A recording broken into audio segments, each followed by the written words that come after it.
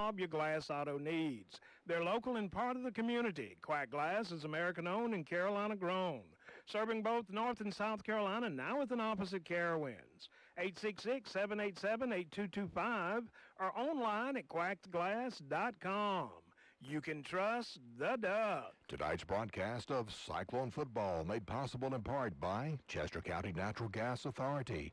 As Chester County Natural Gas celebrates 60 years of service to their customers, they remind you natural gas is the most efficient and effective way to heat your water, heat your home, dry your clothes, and to cook your meals. Contact Chester County Natural Gas Authority Monday to begin enjoying the comfort and affordability of clean burning and efficient natural gas. All right, welcome to football season in 2020. I'm Clint Davis along with Jeff Kerr here at Winnsboro, South Carolina, Richard Winn High School. We also have with us James McManus, who is from Winnsboro, South Carolina, joining us tonight. We are not calling the Cyclones game. They won't start until next Friday night, but we wanted to get on some football and call it on the radio. So we're down here at Richard Winn, and we're looking forward to it. Jeff, how you been, man? Man, like everybody else, tired of sitting at the house. I heard that. Yeah, you know, if you'd asked me 2 months ago if we'd be doing this, I would have said no. So the fact that we're out here getting to watch a little bit of football, call some football, 8-man football at that, Clint. This ought to be exciting. It ought to be a lot of points tonight. Yeah, I think so. I think so. I think it's going to be kind of up and down the field a good bit, especially for Richard Winn. They're coming into the season, this game, I should say, 3-0 on the season. Hadn't given up a point. James, you know more about them. How you doing, man? Doing good, man. Thanks for being here. You kind of helped set all this up for us, and we've got some kids from Chester playing on this team tonight, and so we want to come down and call the game. Appreciate all our sponsors joining us another season as we get ready to call high school football on WRBK. We're also online on the YouTube. Interestingly, you can go to our church's YouTube, Chester ARP YouTube. Little shameless plug there. But you can go to our YouTube page and pull it up. We'll get it out on social media as well. But we're looking forward to it. We're trying something a little different. No video on YouTube, just audio only. But glad to be here. Bill Baxter, how you doing, man? I am doing great. I heard you and Jeff talking earlier about some fried chicken. You got any? What time's the food arriving, Bill? It'd be nice, but unfortunately, Jeff didn't leave you any.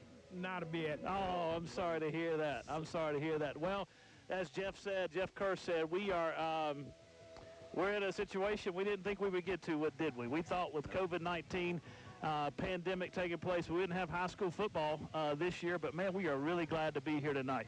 And I know you guys are glad to be with us on the radio. We're going to take a quick break, and we'll be back. This is high school football on WRBK. Tonight's broadcast of Chester's Cyclone Football is made possible in part by True Vista Communications, offering high-speed internet, cable television, telephone, wireless, and security services. More information is available on their website at truevista.net. True Vista Communications, with offices in Camden, Chester, Great Falls, Ridgeway, and Winnsboro. Tonight's Chester Cyclone football game is made possible in part by Hamilton, Delaney, Greer, and Cotton, attorneys at law providing legal services since 1907. Attorneys Milton Hamilton, Greg Delaney, Brian Greer, and Nick Cotton have a general practice of law with offices in Chester and Great Falls. Hamilton, Delaney, Greer, and Cotton support all the schools in Chester County. Tonight's Cyclone football coverage on WRBK made possible in part by Dr. Sam Stone and his staff at Lowry's Family Medicine in Chester. Lowry's Family Medicine provides health care from birth to the golden ages and is located at 517 Doctors Court off of Wilson Street Extension. Dr. Sam Stone and his staff are proud supporters of the Chester Cyclones. All right, we're back at Richard Winn Academy here in Winnsboro, South Carolina, getting ready to call tonight's game between the Richard Winn Eagles and the Sun Devils from Charleston Collegiate. That's quite a journey those folks have tonight. Yeah, they do. Coming up, I-26 to 77 would be the best way to get here? Probably.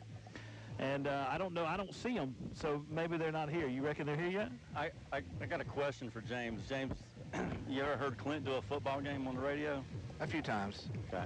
You know, he said there's going to be a lot of scoring tonight, right? Yeah. So he gets a little excited when the ball gets in the end zone. So you got one job, and that's to make sure he doesn't fall off the top of this press box. That's why we got the bungee cord over here. We're going to wrap it around him, around his belt loop, so he just bounce back up. So you're the guy that's got to kind of contain him tonight. You're his get-back guy. All right. Hey, I appreciate that. I appreciate it. At least you didn't call me Venables, and I appreciate that. I do need a get-back guy. I just don't need one as bad as Brent Venables. But speaking of football, we have this is the first game that we've seen. Richard Winn has played 3 other games this season. The Skeeza had a full schedule that they pretty much was able to play, especially in 8-man football.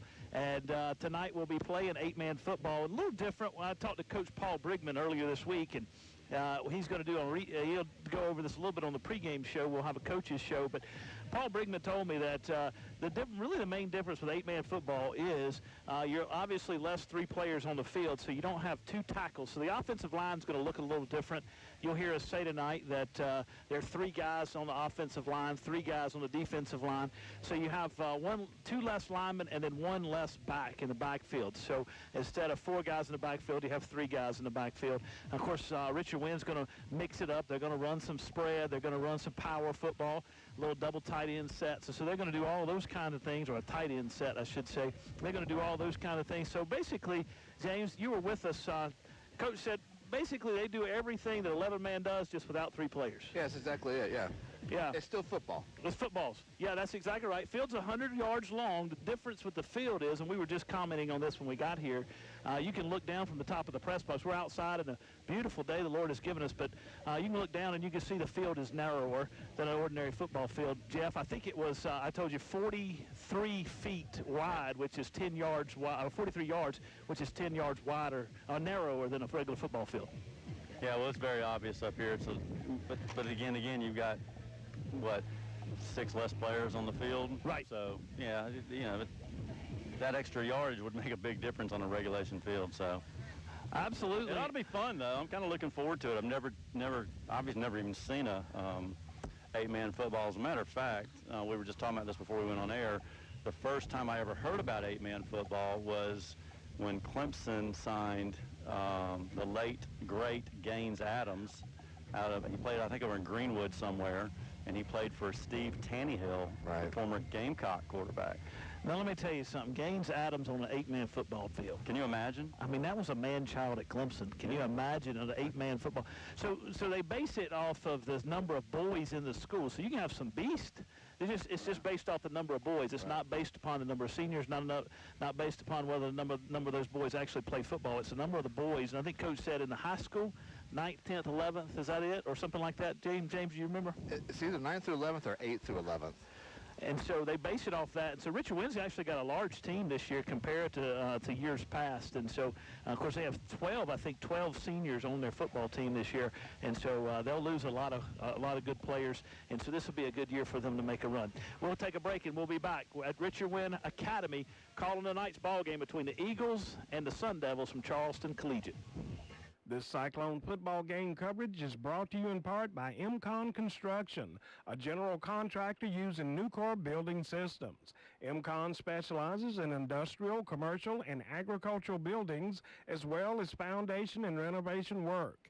MCON Construction, located on Lancaster Highway in Richburg, 789-6266. Sam's Equipment, 1872 J.A. Cochran Bypass in Chester, can take care of all your small equipment needs. Sam's carries Hustler residential and commercial mowers, steel handheld equipment including trimmers, chainsaws, blowers, edgers, and accessories. Websites, hustlerturf.com and steelusa.com. 803-377-2122. Open Monday through Friday, 8 until 5. Sam and Troy support the Chester Cyclones. Tonight's Chester Cyclone football game is made possible in part by First Citizens Bank. At First Citizens, we believe that banking is all about the people we serve, and we work hard every day to make sure our customers know how we feel. First Citizens Bank with offices in Richburg and Chester. That's First Citizen Bank, forever first. Barron Funeral Home at 133 Wiley Street in Chester and Dancer Baker Funeral Home located at 26 Underwood Avenue in Great Falls are proud to help bring you tonight's broadcast of the Chester High School football game. They wish the Cyclones great success this season. The staff of Barron Funeral Home and Dancer Baker Funeral Home continue to serve the people of Chester County with courtesy and dignity. All right, we're back at Richard Winn Academy. I just got a text message from a friend of mine who shall be here shortly. He may already be here, named Brian Gibbons. And he said that we need to spice things up a little bit. Yeah. Well, yeah, thanks, Brian. There was a rumor going around. I heard this earlier that at one time he got a 15-yard penalty from the press box. He did. The judge got a 15-yard penalty from the press box down here. He made a comment over the loudspeaker. He was upset with the way the game was being officiated. There was something to the effect of, you were here, weren't you, James? No, it was before my time, but I've heard it. It was something to the effect of their 250-pound linebacker tackled through our, rudely tackled our 150-pound running back or something like that.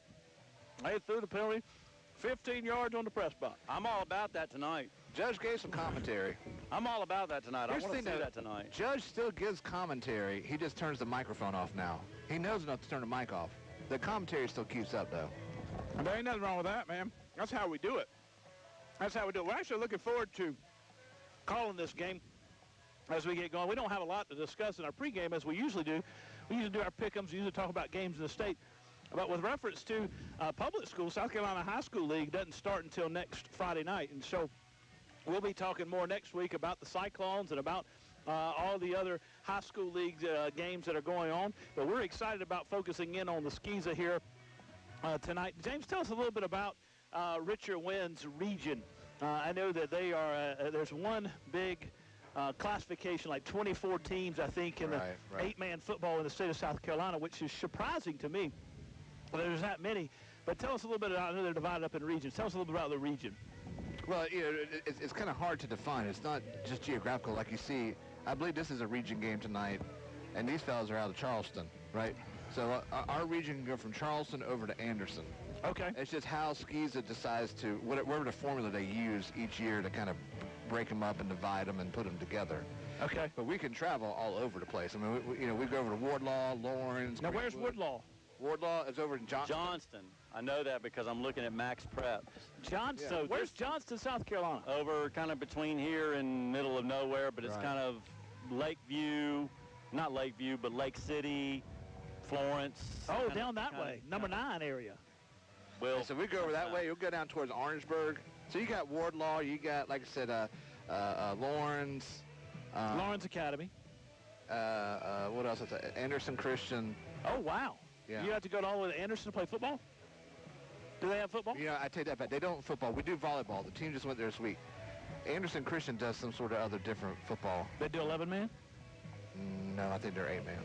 I'm not sure. Oh, they're in a different region? Yeah. Okay. Now, Max Preps, and you can believe 2/3 of what they say. All right. This is a non-conference game tonight. But talking about Charleston Collegiate, they opened the season in August and to Wardlaw, who we were just talking about, lost 46-19, but they come in here on the 2-game winning streak, having beaten Conway Christian 38-14, and then last week beat Faith Christian out of Somerville 42-16. 38-14, they beat Conway 42-16. So they're 2-1. They've been putting up some points. Richard Winn hadn't given up any points this year, so this should be a good game. You got a team that can put up some points against Richard Winn, who hadn't given up any points, and we look forward to it. We'll take another break, and we'll be back. Thanks to our sponsors, we really appreciate them. High school football on WRBK. For over 77 years, Fairfield Electric Cooperative has delivered electric energy to our consumer owners.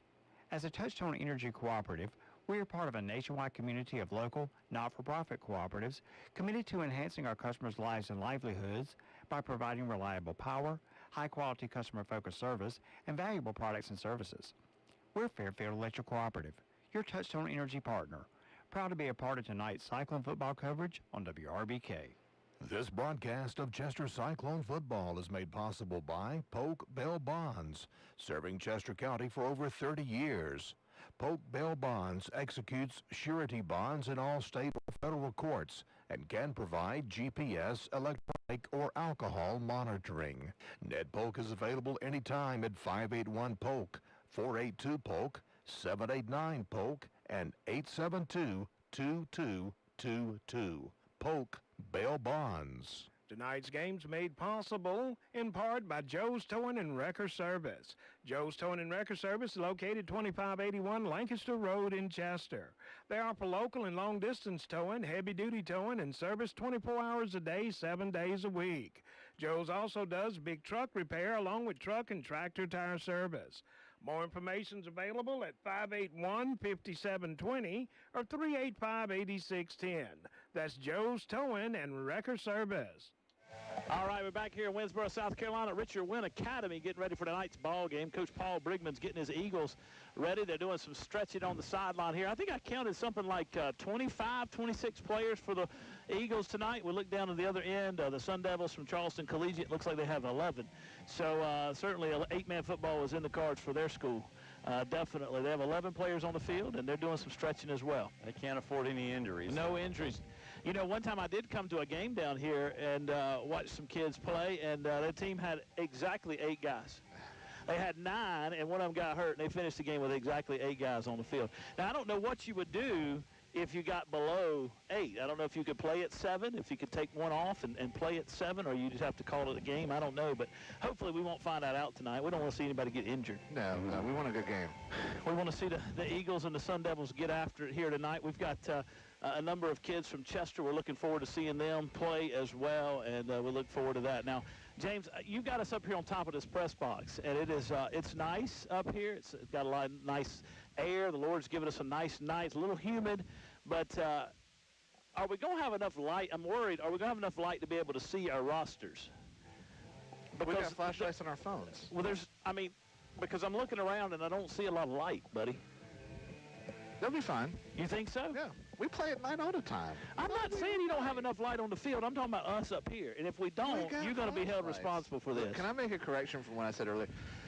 You brought me up here because I'm supposed to know what I'm talking about. Listen. Is this the first? This is the first of many corrections you're going to make. If you're going to correct everything you say wrong, we'll be here all night. All right. So to correct what I said, this is not a region game. Our region includes King, Lawrence, Jefferson Davis, and Wardlaw. So this is not a region game. Okay, so Jefferson Davis is in Orangeburg. Yeah, it's down towards Orangeburg. Wardlaw's in Johnston. Yes. King is where? That's Saluda. I think it's towards King is Batesburg, Leesville area, isn't it? I thought that, yeah, that's right. That's right, because that's where Lori went. Yeah, that's where we go. You get Sheely's whenever you go play. Oh, come on, man. Yeah. Well, don't talk like that. We don't have anything to eat up here. Bill, James talking about Sheely's barbecue. Come on. But it is good to be here. We're getting ready for tonight's game, and the Eagles are starting to line up here. I'll be interested to see. They've got a quarterback who's been starting since he's in the 8th grade. So he's in his senior season. So 4 seasons he's already played as quarterback, as starting quarterback for Richard Winn, named Zach Taylor.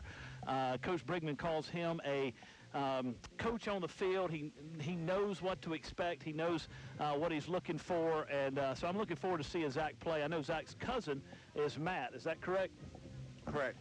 And Matt was the quarterback for the Eagles when they won the state championship in 2014, which is an 8-man championship. That's right. Yeah, and that was down in Sumter. Wilson Hall Academy. Yep, so that was an exciting game. I remember being down there. It was cold that night, and we got to see the Eagles pull that victory out and win the state championship. So as the teams continue to warm up, we'll take a break, and then we'll come back. This is high school football on WRBK. This broadcast of Chester Cyclone football made possible in part by Founders Federal Credit Union. We're working to provide their members opportunities for financial success as only part of their commitment to Chester County.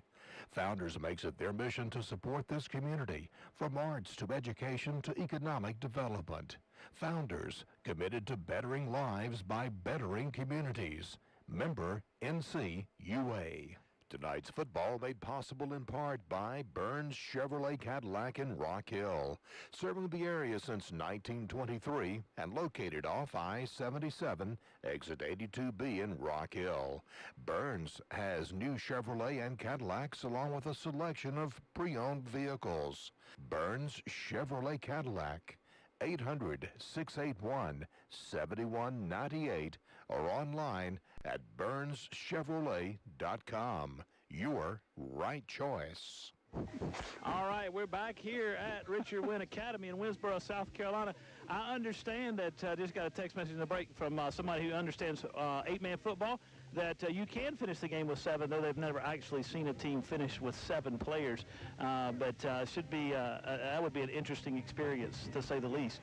When I was coaching soccer, we had a team that only had 4 kids show up, and they were going to make them forfeit. And I was like, I mean, this was 4 to 5-year-olds. Right. And I said, why are you going to make them forfeit? These kids come out here to play. Oh, and it was some, you know, you get those referees, officials that are all like rule followers, you know. Oh, well, they got to have 5 men on the field, blah, blah, blah. I said, what age group?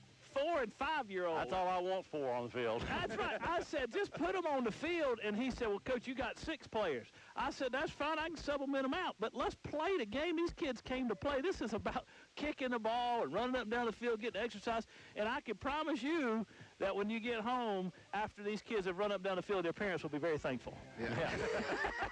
Including you. That's exactly right. I mean, I was not saying let's go and let these kids, let's just, you know, let's not let them play. I wasn't saying it just to let the kids play. I was actually saying that for my own kids' sake. Let them run around a little bit, get some energy out. So, but we look forward to tonight's game. The Eagles are warming up, as well as the Sun Devils. They're down to our left. The Eagles are just in front of us. They're wearing gray pants, blue jerseys, and white helmets as they get ready in the watchful eyes of Coach Paul Brigman. I believe that's Coach Bradley Oates there, who's a Chester native. I believe he is down there watching over the team as well.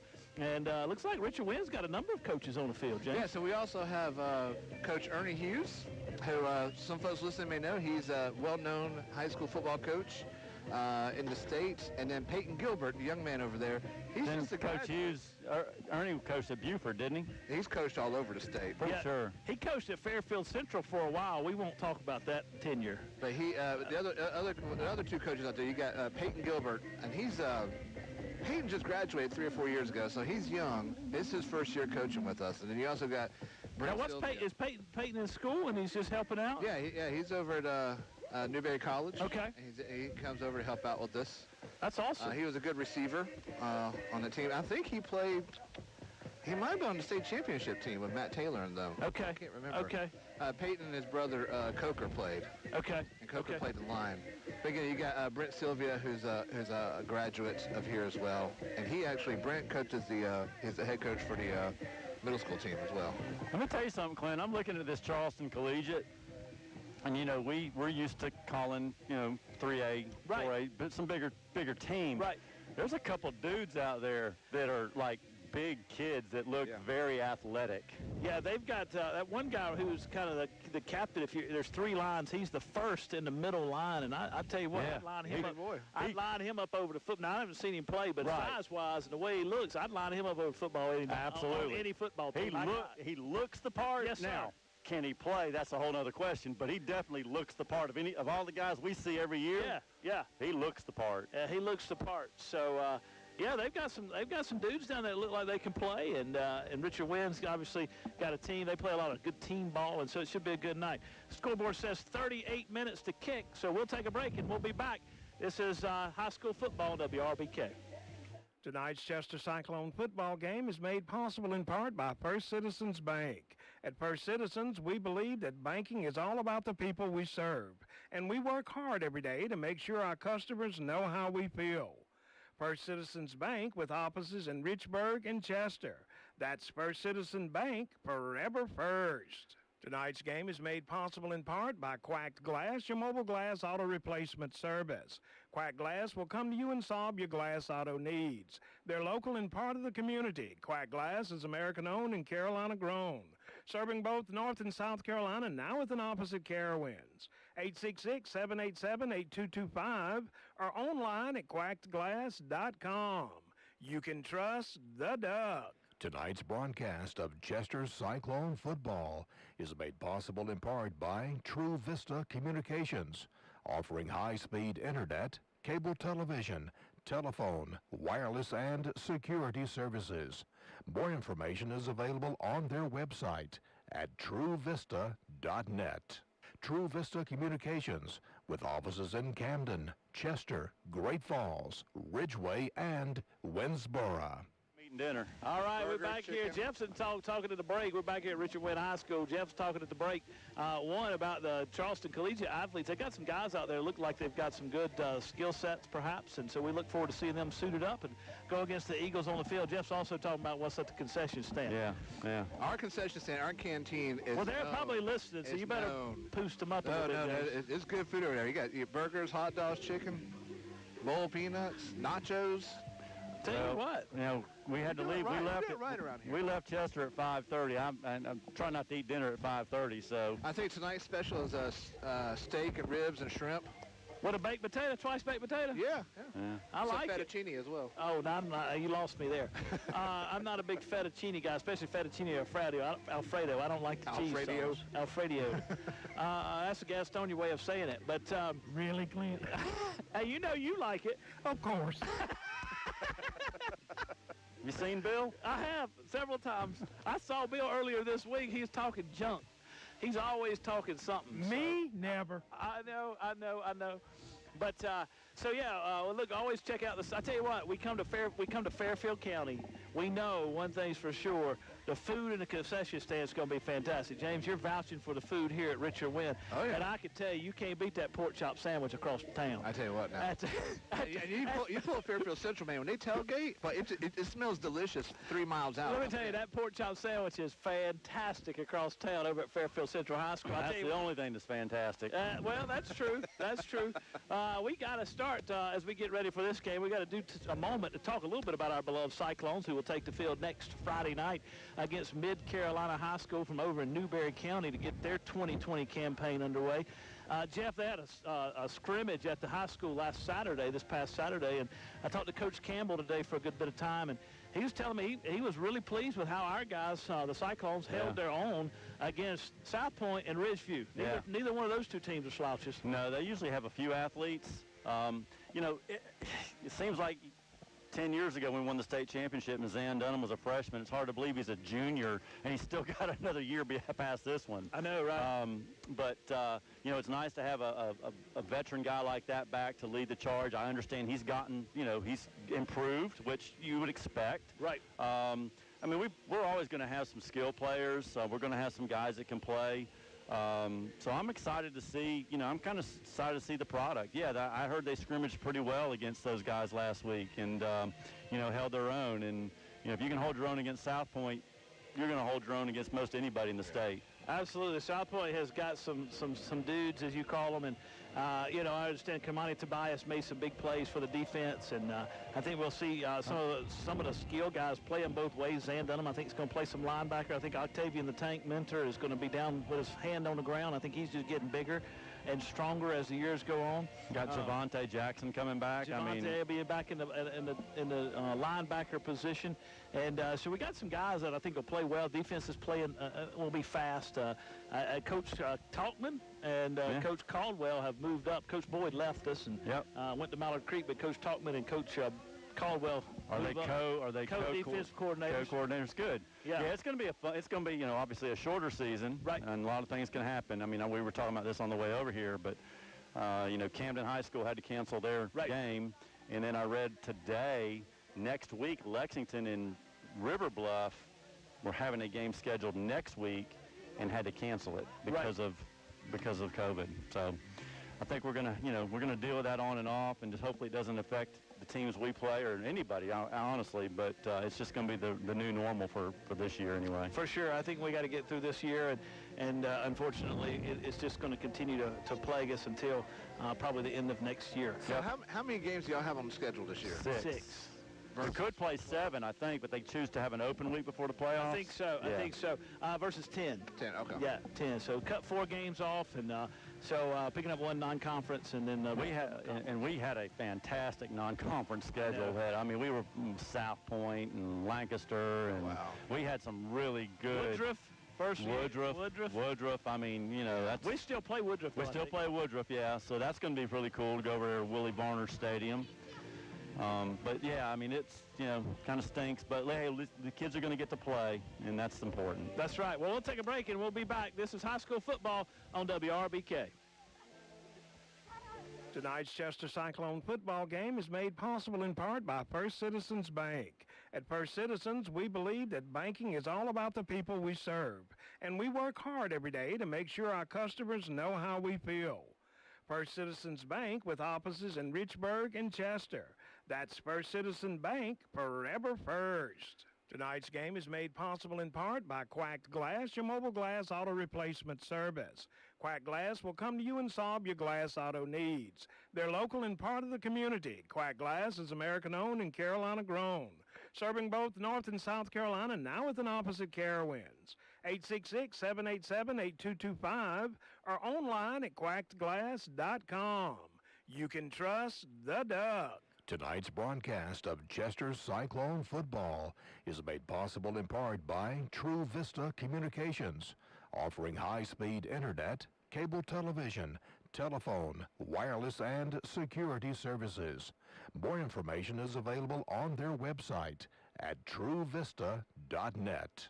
True Vista Communications, with offices in Camden, Chester, Great Falls, Ridgeway, and Winnsboro. All right, back here at Richard Winn Stadium, just got a text message from Brian Gibbons in the booth. He's the PA address announcer, public address announcer, and he said that Peyton Gilbert, who we've been talking about, the coach, was the running back when he got called for the 15-yard penalty. He said Peyton was in, quote, 8th grade and weighed 110 pounds. And so Brian made a comment. The official took issue with it and threw the penalty on him.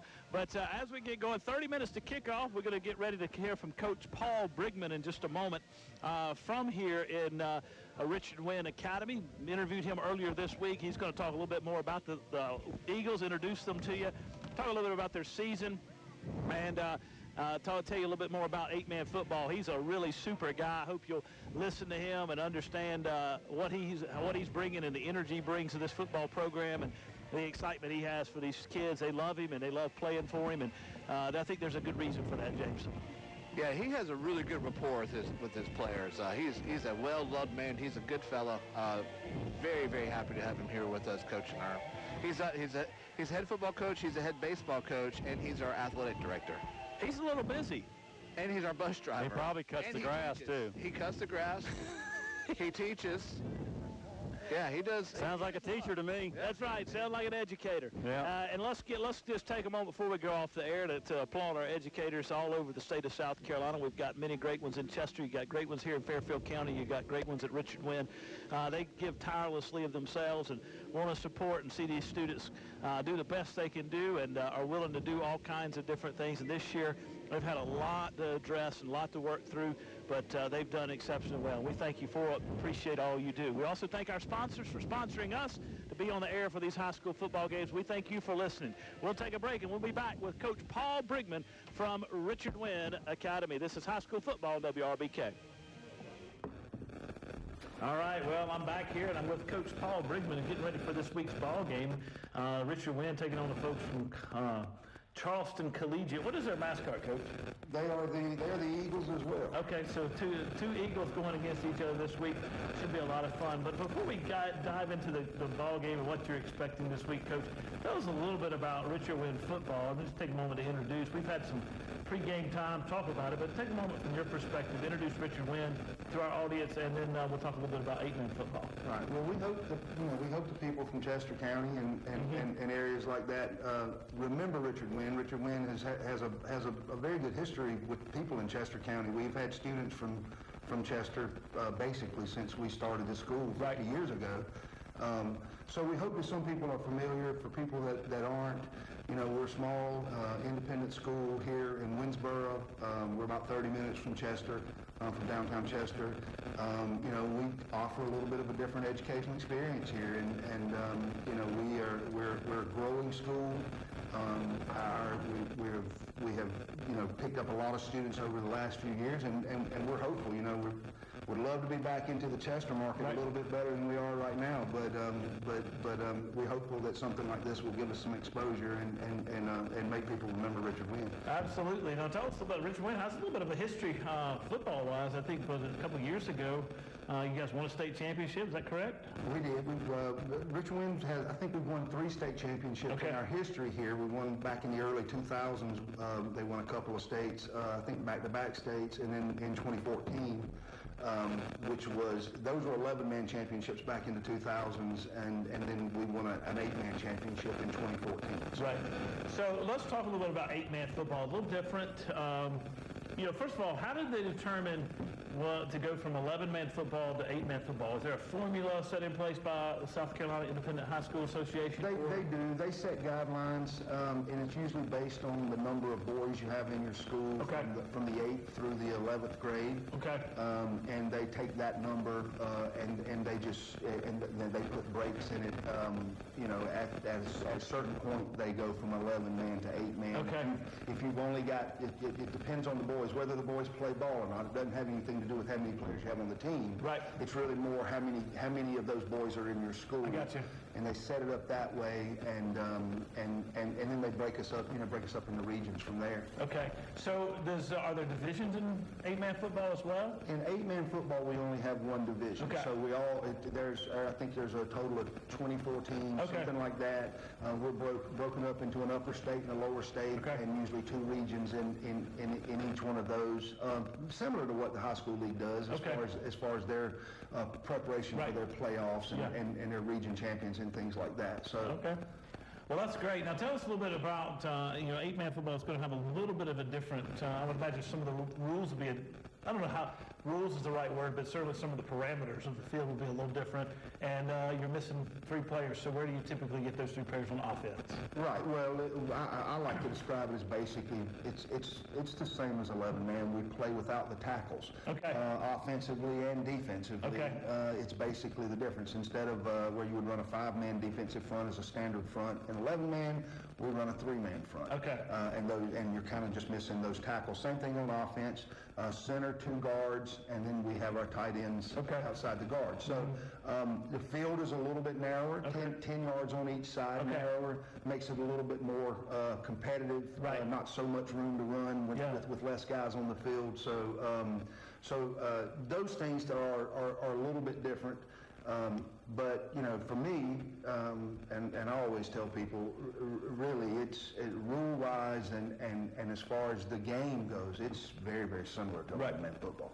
Certainly. So all the rules, penalties, those kind of things, same. Field's still 100 yards long. Touchdown's still 6 points set, and those kind of things. So just basic football rules apply. Just a narrow field and a narrow field, and it's just with a lot of the schools in our region or the schools that are playing 8-man football, you're talking about teams that field anywhere from 14 to 20 guys as a probably an average, and it's just impossible to compete for a whole year in 11-man that way. So, like I said, it's football in every sense, the same as the 11-man game, and I would tell you that these boys don't look at it any differently. No. They were playing on an 11-man team. Right. The competition within SCISA, within 8-man, is very strong. It's a great experience for these boys, an opportunity that they may not would get in another situation. We're grateful. We're grateful to be able to play 8-man football. Absolutely. Well, we're looking forward to calling. I think it's going to be a lot of fun to call you guys on the field and see the action in place. We'll take a quick break and we'll be back. Tonight's broadcast of Cyclone Football made possible in part by Chester County Natural Gas Authority. As Chester County Natural Gas celebrates 60 years of service to their customers, they remind you natural gas is the most efficient and effective way to heat your water, heat your home, dry your clothes, and to cook your meals. Contact Chester County Natural Gas Authority Monday to begin enjoying the comfort and affordability of clean burning and efficient natural gas. Barron Funeral Home at 133 Wiley Street in Chester and Dancer Baker Funeral Home located at 26 Underwood Avenue in Great Falls are proud to help bring you tonight's broadcast of the Chester High School football game. They wish the Cyclones great success this season. The staff of Barron Funeral Home and Dancer Baker Funeral Home continue to serve the people of Chester County with courtesy and dignity. Tonight's Cyclone football coverage on WRBK made possible in part by Dr. Sam Stone and his staff at Lowry's Family Medicine in Chester. Lowry's Family Medicine provides health care from birth to the golden ages and is located at 517 Doctors Court off of Wilson Street Extension. Dr. Sam Stone and his staff are proud supporters of the Chester Cyclones. Tonight's Chester Cyclone football game is made possible in part by Hamilton, Delaney, Greer, and Cotton, attorneys at law providing legal services since 1907. Attorneys Milton Hamilton, Greg Delaney, Brian Greer, and Nick Cotton have a general practice of law with offices in Chester and Great Falls. Hamilton, Delaney, Greer, and Cotton support all the schools in Chester County.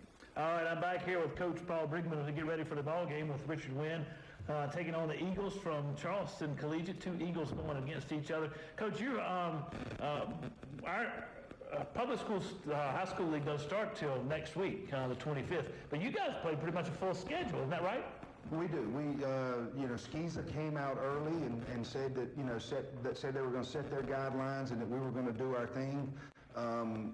For independent schools in smaller settings and things like that, we felt like we could still be able to do those things and still be safe, which was important. And so, yeah, it's been really good. We've been on the news. We've been getting coverage from the news outlets that normally don't pay us a whole lot of attention when high school league is playing. So it's been great. It's going to give us 3 or 4 weeks of exposure without having to compete with those big boys. So we're looking forward to it and trying to take advantage of it. I don't blame you there. I don't blame you at all. So now tell me a little bit about what was it like? How has COVID affected you guys in your preparation and your preseason workouts and stuff like that? Has it affected you more so, or you just kind of been able to do as you historically have? Yeah, things have definitely been different. Our summer program was, it was somewhat fractured. We did have a couple of instances where we had to take a few days off. We had kids that came down with symptoms. Luckily, we've had 0 cases of COVID within our school since the outbreak.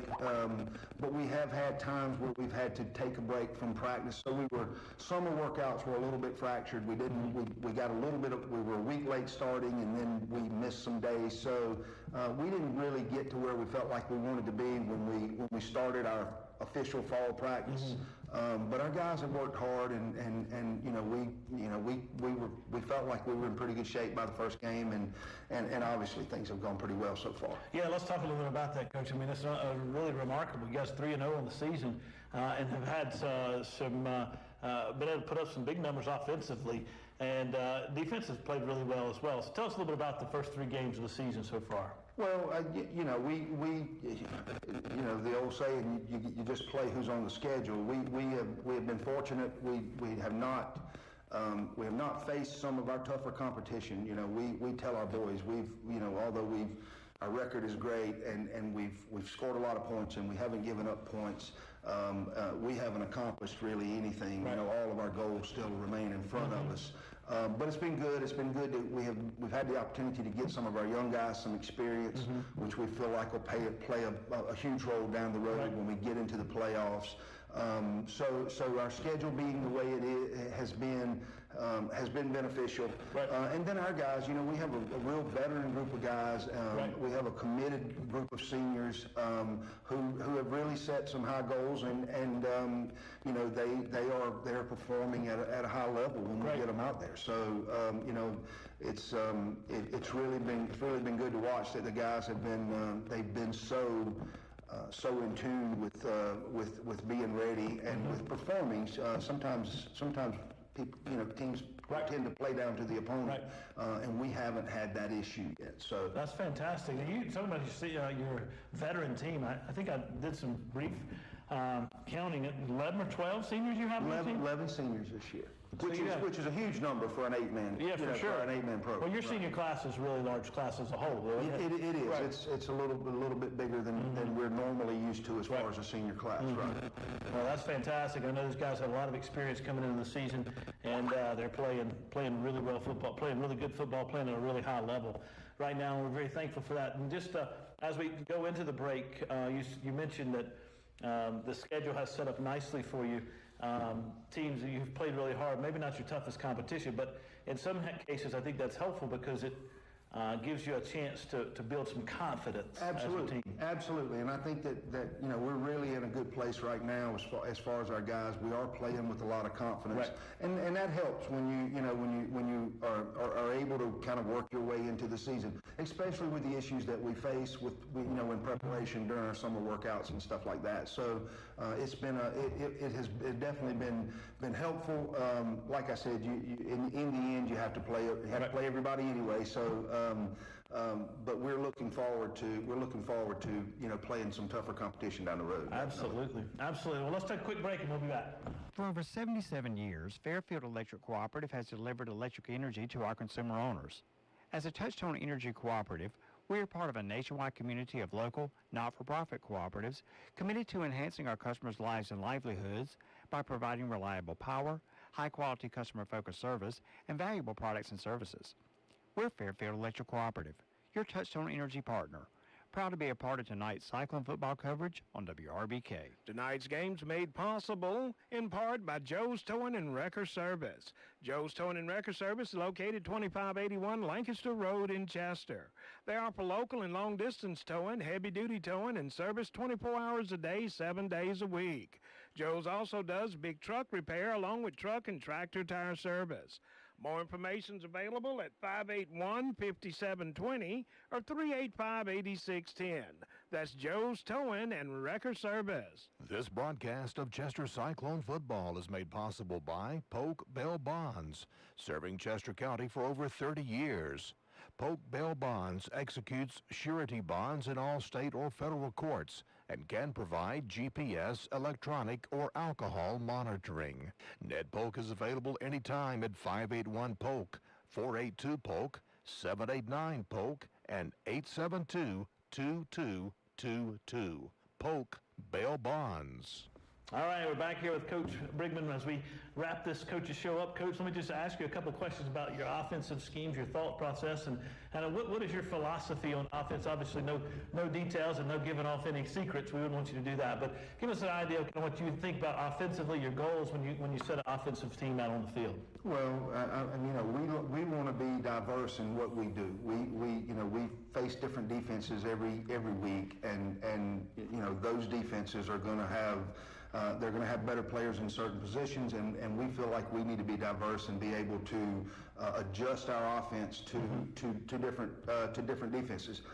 For that, we run everything from the spread to the wing, which is double tight. We try to have the ability to run different formations and things like that. So we consider it to be a wide open offense. You can tell by the way that we've scored early in the year that we try to get it down the field and put it in the end zone. We like to play fast. We don't huddle a whole lot. Okay. We feel like that works best for our offense. To be diverse and to be able to show different things to make it a little more difficult to prepare for us. And speaking of that veteran leadership, Zach Taylor started quarterback, right? Isn't he your quarterback? He's been our quarterback since the 8th grade. So it's nice to have that continuity. He makes it able to kind of keep it going and keep it sped up because he knows what to expect. He really is. He is a coach on the field for us in a lot of ways. So it's definitely beneficial to have. He's one of our best players. He's one of our smartest players. Right. So it helps to have someone like that out on the field to command a team and to make sure everybody's in the right spot. Absolutely. And let's talk as we wrap this up defensively. What are you said earlier, a 3-man front. Is that what you guys typically do, or is that a standard defense, an 8-man, or you guys kind of mix it up a little? In 8-man, you're usually going to see either a 3-man front with a nose guard and 2 defensive ends and linebackers, or a 4-man front with 2 down guys on the guards and 2 defensive ends without a nose. Kind of similar to the 5-man and the 6-man front that you see in 11-man football. So, when we face someone that likes to pack it in, maybe a double tight team, We'll run more of our four-man front to give us more, more big bodies up front. Right. That's more going to be more of a running formation, more of a power formation. So we'll adjust to that. And if we get a standard spread offense or a base offense with a receiver and a tight end, we will normally work out of our three-man front. That's great. What do you expect? Last question. What do you expect from Charleston Collegiate this week? Well, they've beaten a couple of good teams. We feel like if we play our game, we tell our guys all the time, it's not really about who we're playing, it's all about us and us performing to our level. So we feel like the competition will be better than we have faced. But we like to feel like we are, if we do our thing and we perform at our top level, that we'll be able to we'll come out on the right end. Well, we certainly hope so. We look forward to calling the game. Thanks, Coach, so much for joining us. We're glad to have you guys. Thank you. All right, take care. We'll be back. This broadcast of Chester Cyclone football made possible in part by Founders Federal Credit Union. We're working to provide their members opportunities for financial success as only part of their commitment to Chester County. Founders makes it their mission to support this community, from arts to education to economic development. Founders, committed to bettering lives by bettering communities. Member NCUA. Tonight's game is made possible in part by Quacked Glass, your mobile glass auto replacement service. Quacked Glass will come to you and solve your glass auto needs. They're local and part of the community. Quacked Glass is American-owned and Carolina-grown, serving both North and South Carolina, now with an opposite Carowinds. 866-787-8225 or online at quackedglass.com. You can trust the Doug. Barron Funeral Home at 133 Wiley Street in Chester and Dancer Baker Funeral Home located at 26 Underwood Avenue in Great Falls are proud to help bring you tonight's broadcast of the Chester High School football game.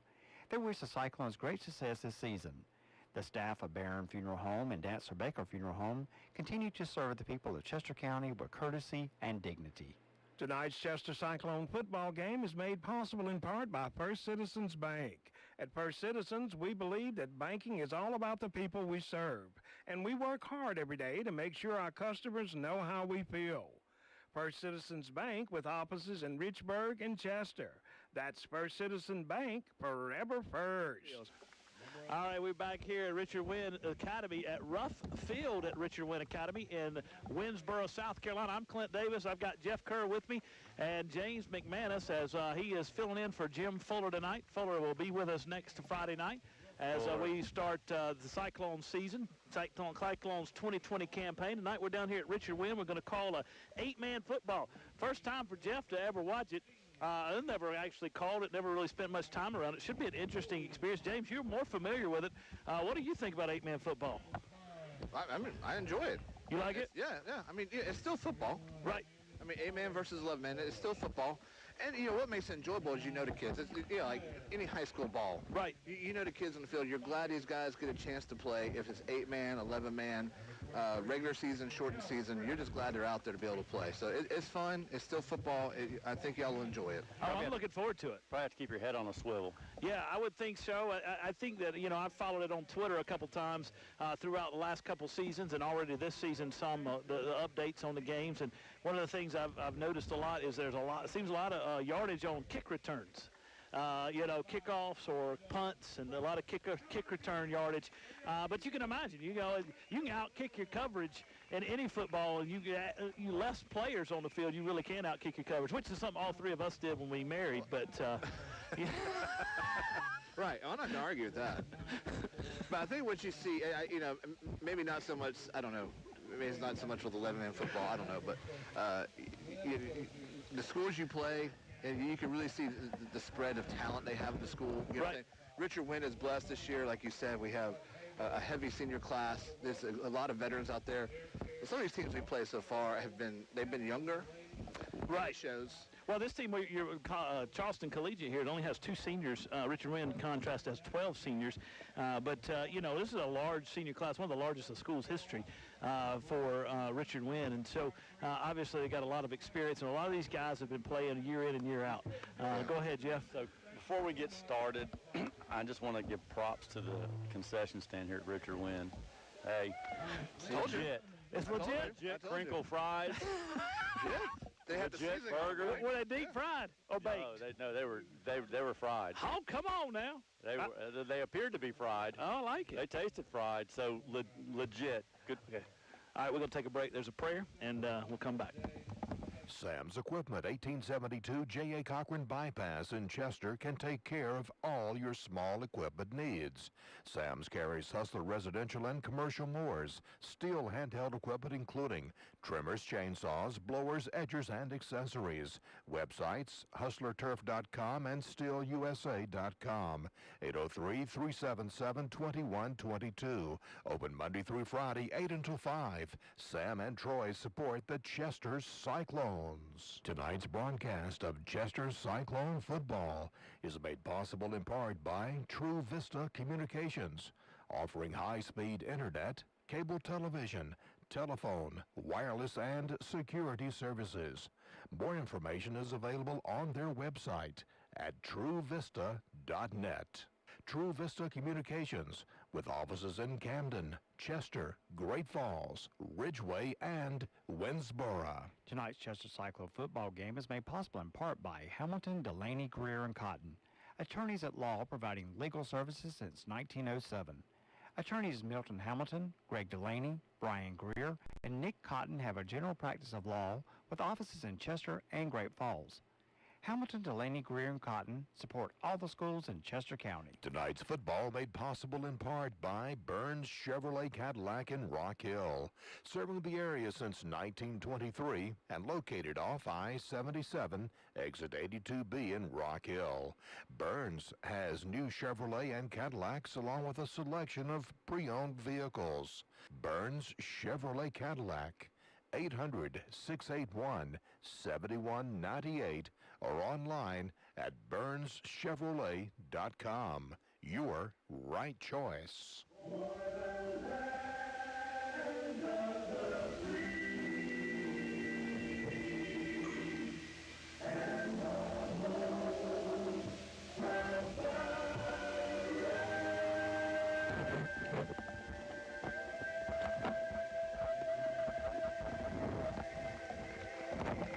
All right, that's a national anthem right here before tonight's ball game between the Richard Winn Eagles out of Winnsboro, South Carolina at Rough Field and the Sun Devils of Charleston Collegiate. That's an interesting name for a team from Charleston, the Sun Devils. But I like it. I do too. It's got a nice ring to it. But typically you think of those as being like out in the desert area, like Arizona State. Well, that's really the only Sun Devils I know. They're the Sun Devils. That's the only Sun Devils I know, so no wonder I think about that. Yeah. But as we get started tonight, let me give you, first of all, I don't know the lineup for the Richard Winn Eagles, but the starting lineup apparently for Charleston Collegiate, which I have before me, is number 1, Dallas Waters at a wide receiver position. Number 2, Darius Singletary at the running back position. Number 7, Mason Halls at the quarterback. Number 12, Aiden Anderson at the slot. Number 21, Montrell Davis at the left guard. Number 23, Zayden Grant at the wide receiver. Number 45, Andreas Garcia at the right guard. And the center tonight will be number 84, Pablo Soto. If you're just joining us, we're going to be calling tonight's game from Winnsboro, South Carolina, the Richard Winn Eagles, Richard Winn Academy Eagles, taking on the Sun Devils from Charleston Collegiate here on WRBK. This is 8-man football, and so when I gave the starting lineup, we didn't have tackles. There'll only be 3 linemen, and then one less back in the backfield on offense and defense. Most defenses are going to be 3-2-3. So 3 defensive backs, 2 linebackers, and 3 down linemen. We'll talk a little bit more about that as the night goes on. We're really looking forward to this. This is going to be a lot of fun, a great way to start the 2020 season of high school football here on WRBK, and we appreciate you joining us. We're waiting on the Eagles to make their way to the field. Jeff, what are you looking for tonight? I know we don't know much about either one of these teams, but what are you looking for tonight? Just to see how an 8-man game flows. I imagine it's fast-paced. Right. You know, you look across the way, and we've already talked about it pregame. They're low in numbers on the other side compared to Richard Winn, so that could be a factor. I'm looking for a lot of scoring. If we have a lot of scoring, then that means you get really excited. Yes, I do get excited. I like it when the ball gets in the end zone now, or when they get a big hit in the backfield. Yeah. So, I've kind of missed that, Clint. So I'm kind of looking forward to that. Well, I'm looking forward to it too, James. You've joined us tonight. You're usually not with us, but you are kind of a de facto chaplain here at the school and certainly very involved here at Richard Winn. What are you looking for tonight? Yeah, it was mentioned earlier, in the 3 games so far, we have held the other teams scoreless. I would love to see that again to go tonight. I'd love to see us. So you're going the opposite. Jeff wants a lot of scoring. You want to hold Richard Winn to shut them out. I want a lot of scoring on Richard Winn's side. I want a 45-0 sort of game. How about that? I'll take 45-44, Richard Winn. Oh, that'd be good fun, wouldn't it? That'd be good fun. We might be here all night, but that'd be good fun. That'd be all right. Yeah, we got 2.5 minutes to kick. Richard Winn is sending their captains to the field. We'll take a quick break, and then we'll be back and get ready for the kick here from Rough Field in Winnsboro, South Carolina, Richard Winn Eagles and the Sun Devils from Charleston Collegiate. For over 77 years, Fairfield Electric Cooperative has delivered electric energy to our consumer owners. As a Touchstone Energy Cooperative, we are part of a nationwide community of local, not-for-profit cooperatives committed to enhancing our customers' lives and livelihoods by providing reliable power, high-quality customer-focused service, and valuable products and services. We're Fairfield Electric Cooperative, your Touchstone Energy partner. Proud to be a part of tonight's Cyclone football coverage on WRBK. Tonight's game's made possible in part by Joe's Towing and Wrecker Service. Joe's Towing and Wrecker Service is located 2581 Lancaster Road in Chester. They offer local and long-distance towing, heavy-duty towing, and service 24 hours a day, 7 days a week. Joe's also does big truck repair along with truck and tractor tire service. More information is available at 581-5720 or 385-8610. That's Joe's Towing and Wrecker Service. Tonight's Cyclone football coverage on WRBK made possible in part by Dr. Sam Stone and his staff at Lowry's Family Medicine in Chester. Lowry's Family Medicine provides health care from birth to the golden ages and is located at 517 Doctors Court off of Wilson Street Extension. Dr. Sam Stone and his staff are proud supporters of the Chester Cyclones. This Cyclone football game coverage is brought to you in part by MCON Construction, a general contractor using Nucor Building Systems. MCON specializes in industrial, commercial, and agricultural buildings, as well as foundation and renovation work. MCON Construction, located on Lancaster Highway in Richburg, 789-6266. All right, we're back here at Winnsboro, South Carolina, Rough Field, Richard Winn Academy, doing a little field work here as we get ready for the game. I believe we got a little fire ant problem. All that rain brought the fire ants up. Looks like the grounds crews out here pouring a little bit of poison on the fire ants. They don't want them getting on the boys. Our grounds crew is our head of school. That's Chris and Chase, our head of school. How about that? That's a servant right there. Yeah, that's what it is. It's fire ants. Let me tell you something, Jeff. You get tackled in a pan of fire ants, boy, you're going to be hurt, ain't you? That's not a good night. No, sir. Is that soap water they're using? Probably is. It looks like it's hot water, hot soap, so I'm guessing there's some magic to that. Probably hot soap water. It's kind of a generic. Let me tell you what the magic is. I do organic. Twice a year I have my yard sprayed. I've had it done for 2 years. Right. I've not had a fire ant hill for 2 years. I need to do that. I need to get the fire. You know, I have a constant ongoing battle with fire ants. I can't kill them. You put a little stuff on them, and they won't go away. They just move from place to place. They're the most annoying things on the face of the earth. But you know, all that flooding, that last hurricane that came through, you know, that thing is, they colony up, and then they float around and around. You better watch out for that. I had a friend who posted a video of that from Sumter yesterday. Backyard, there's these floating ant colonies. No, that ain't no fun right there. No. That's like something out of a horror movie. Yeah, that's terrible. So as they work on that, get ready to bring the captains on the field. Officials are taking them around, showing them where they are. We'll take a break, and we'll be back. This broadcast of Chester Cyclone football made possible in part by Founders Federal Credit Union. We're working to provide their members opportunities for financial success as only part of their commitment to Chester County. Founders makes it their mission to support this community, from arts to education to economic development. Founders, committed to bettering lives by bettering communities. Member NCUA.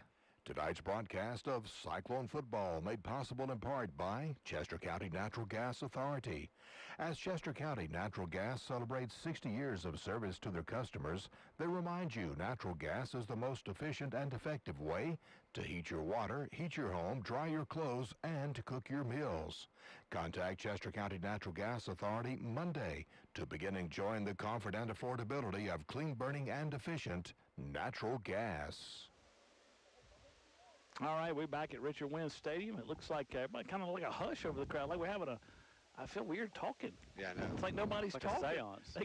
It's like, are we having a funeral for the fire ants that we just killed? It's a moment of silence. I don't. And Richard Winn, I can't find them on the field. They hadn't come out of the locker room yet, but the captains are out. Number 3, Derek Branham, or Derek Branham. I call him Derek Branham. D-Money. D-Money. He is a captain for Richard Winn. And number 2, Gavin Douglas.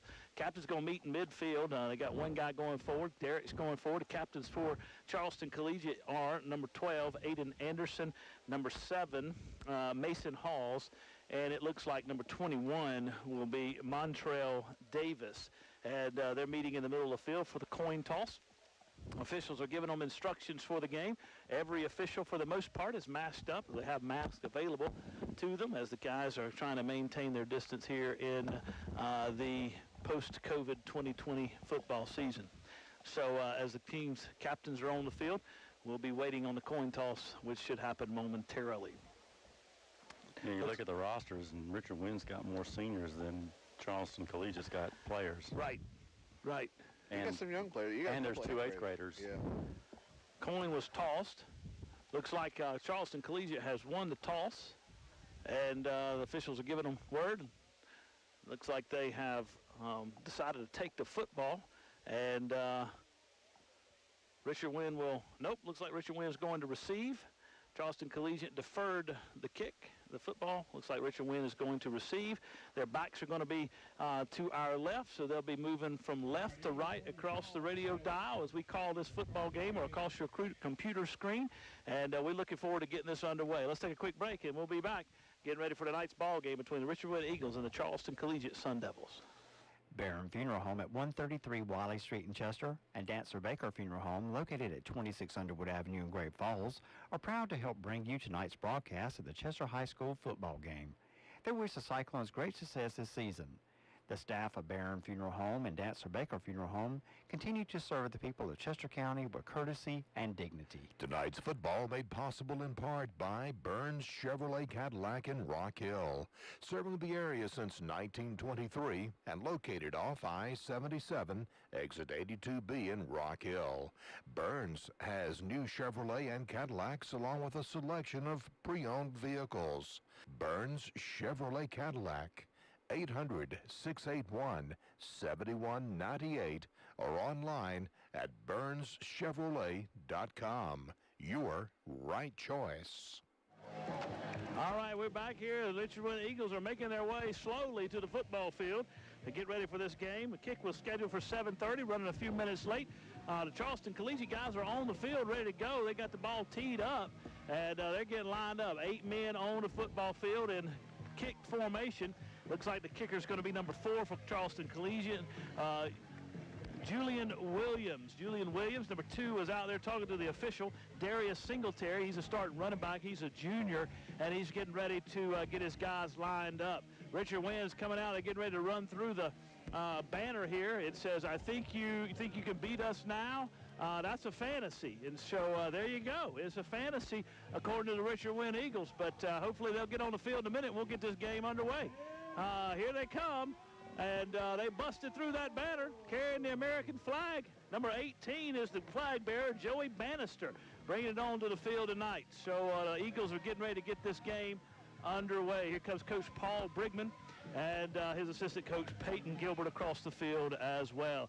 The Eagles will drop back in kickoff return position. Number 11, B. Baker, will be deep for the Eagles, and just in front of him will be number 5, Jacob Chasen, and number 18 over to his left is Joey Bannister, and then we've got looks like number 13 there, and that's Lawson Wade. He's a sophomore, and he's getting ready. Here's the whistle. Here's the run-up and the kick. It's a high end-over-end kick. It's going to be taken back at the 20-yard line. 25-30, cuts to his right. B. Baker's got out of bounds about the 38-yard line where the Eagles will put it in play. 1st and 10. Darius Singletary pushed him out of bounds. Pushed out of bounds by Singletary. I think we'll call his name a lot tonight, Jeff. Yeah, he looks the part. Yes. So I'm anxious to see him play a little bit. The Charleston Collegiate team comes on the field. They're going to have 3 deep down linemen, 2 linebackers, and 3 defensive backs. Back in the shotgun for the Eagles is number 10, Zach Taylor. Running back's just behind him in a pistol formation. That's number 11, B. Baker. Taylor takes a shotgun snap, hands it off to Baker. Baker strides over the left side. He's met in the hole by big number 21, Montrell Davis. I'm going to tell you something, Clint. He's going to be a problem. He's a big kid. He is a big kid. Grader. I got 8th grader on my thing. He don't look like no 8th grader. That's got to be a typo. That dude is a nose tackle, and he is lined up right over the center's nose. Center for the Eagles is number 9, Sam Clyburn. We call him Sambo. Line up to his left is number 7, Marshall Gibbons.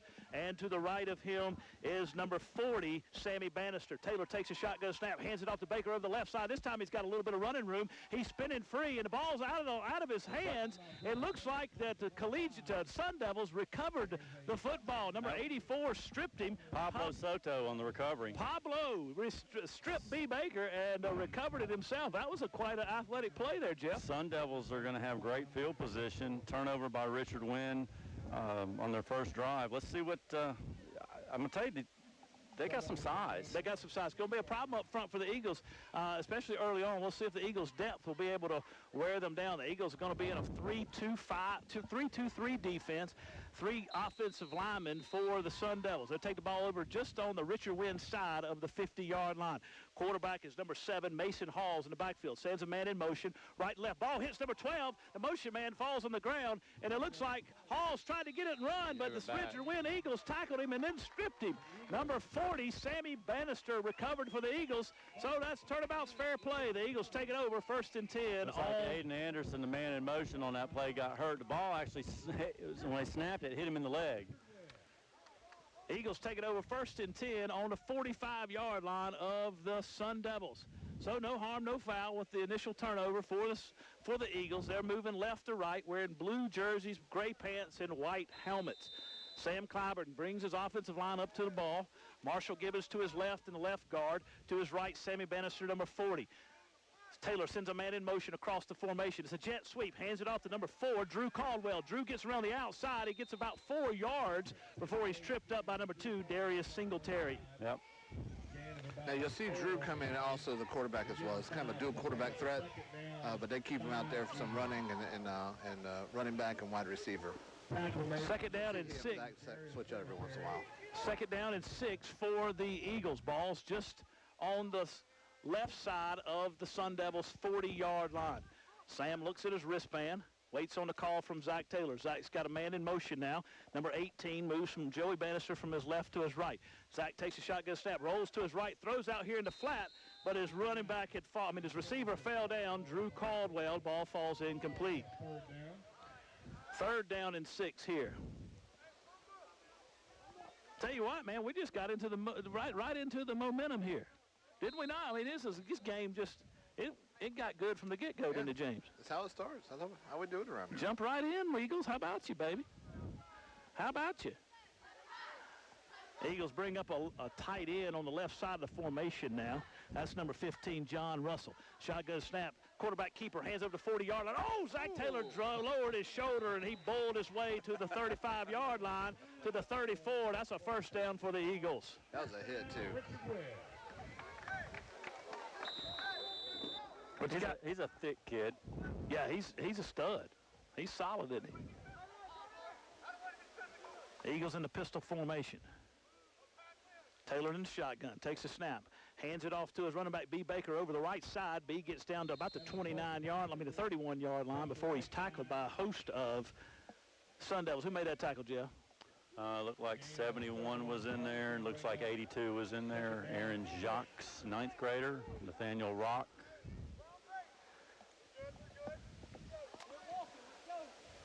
Sam Clyburn lined up.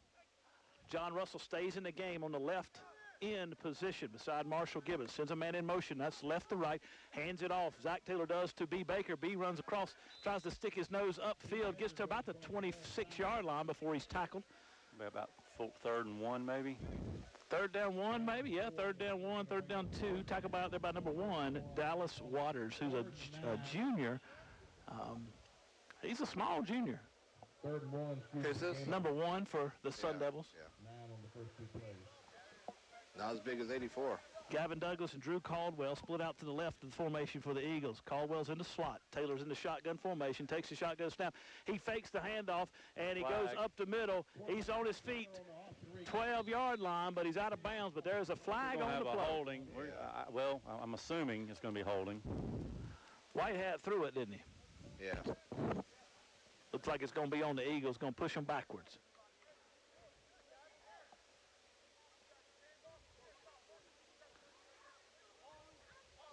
Holding on the Eagles. Back them up 10 yards, and we'll run 3rd down and go from 3rd down and 2, Jeff, to 3rd down and 12. Yeah, it's still 4-down territory here. There's really, you're still in plus territory. You're on the 36-yard line. You know, you don't have to get it all back here, but you'd like to get at least half of it. That's kind of a back-breaking penalty, though, because you got a good run there. Absolutely. It was 1st down.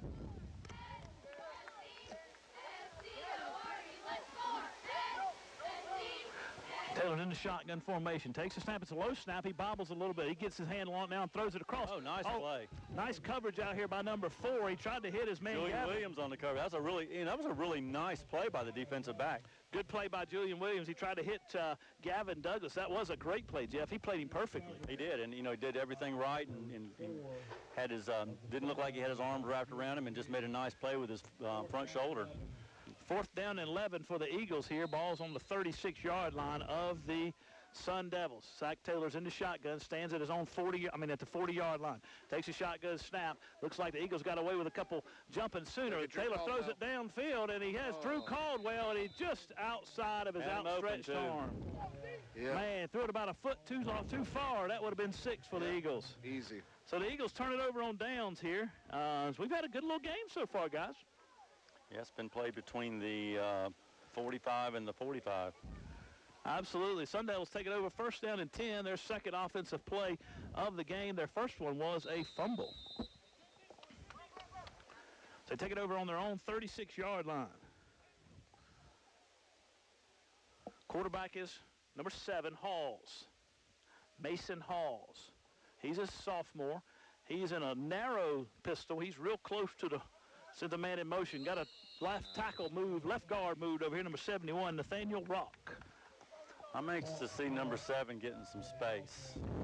Looks like he's got a little speed, doesn't he? It looked like it was going to be a quarterback keeper all the way to the right. So both teams have a penalty on the game so far.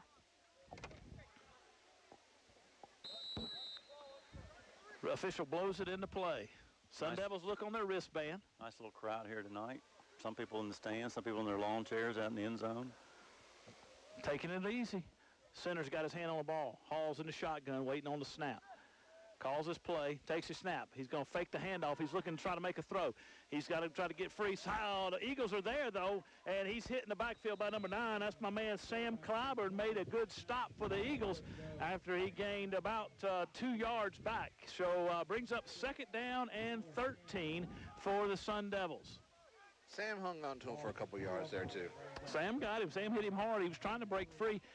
Good pressure by the Eagles there. Eagles have 3 down linemen. Really, just one, Sammy Bannister. The other 2 are up defensive ends. He's looking forward to let's see. He got it loose. Ball's at the 35-40, 45-50. He's breaking free. That's my man Singletary, and he's going 35, 30, 20, 10, touchdown, but it's coming back. They're going to throw, and I'll be honest with you, that was not a very good call. They're going to throw, what are they going to throw, a block in the back? Block in the back, and I don't really think it was. I mean, it was. Man. Singletary. And he wasn't within 15 yards of the play. But I'll tell you what, we saw on that play, you saw a little bit of space open up. 8 men, it's hard to cover all that space. Right. That's what makes this game so exciting, James. Wow, that was incredible. Good play by the quarterback there. He tossed it out to his running back Singletary as a kind of a valve cyclone. The Eagles got good pressure, and Singletary broke free But I think he got enough for a first down. It's going to be first down and 10 for the Sun Devils. Ball's on their own 45-yard line. Got receivers on either side of the formation. Got one man in the slot. The man in the slot is number 12, Aiden Anderson.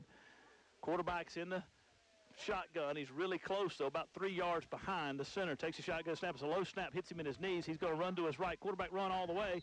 He's going to be run out of bounds over there by Drew Caldwell, but not until he gains 6 yards. So it brings up second down and 4 for the Sun Devils. Sun Devils got a little offense going here. Yeah, they got some good athletes over there. 5 on the play.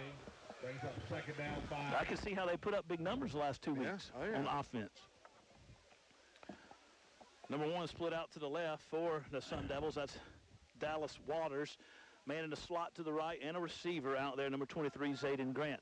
Puts a man in motion. Another low snap. Quarterback gets it. Going to run to his, roll to his left to try to think about running forward. He's being chased by Sam Clyburn. There's Sam, and Sam got him. John Russell knocked it out of bounds.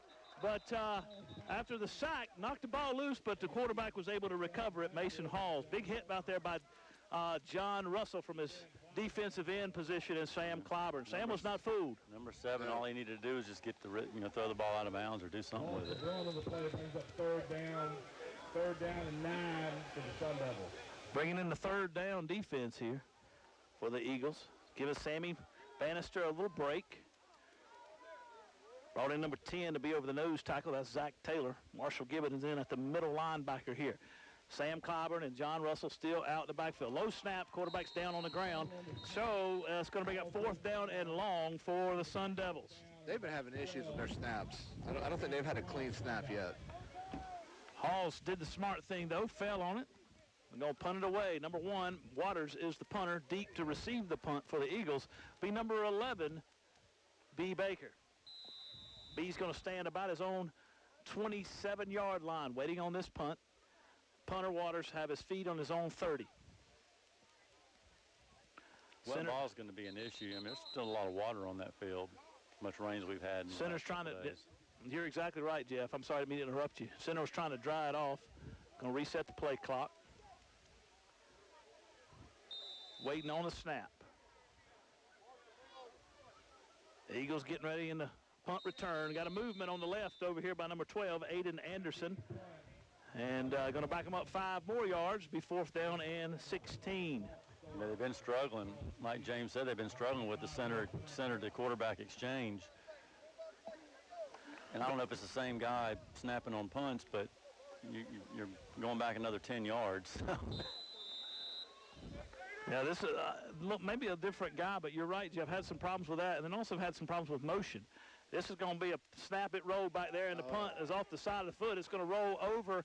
John Russell's going to be on it for the Eagles. Punt went all of 2 yards. That was a weird I don't even know if it went forward across the line of scrimmage. It did not.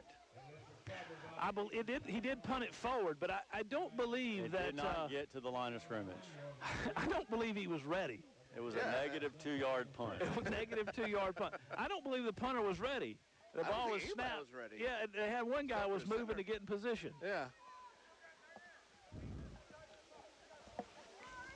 All right, here come the Eagles.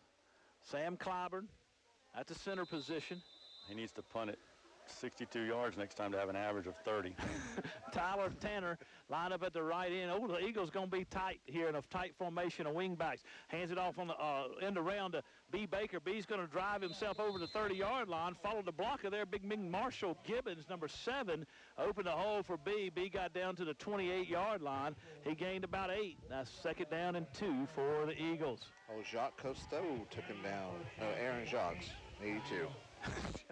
Jacques Cousteau, the explorer. Yeah. It's not real good to be. It's not good. Listen, it's not good to be an explorer in this day and age.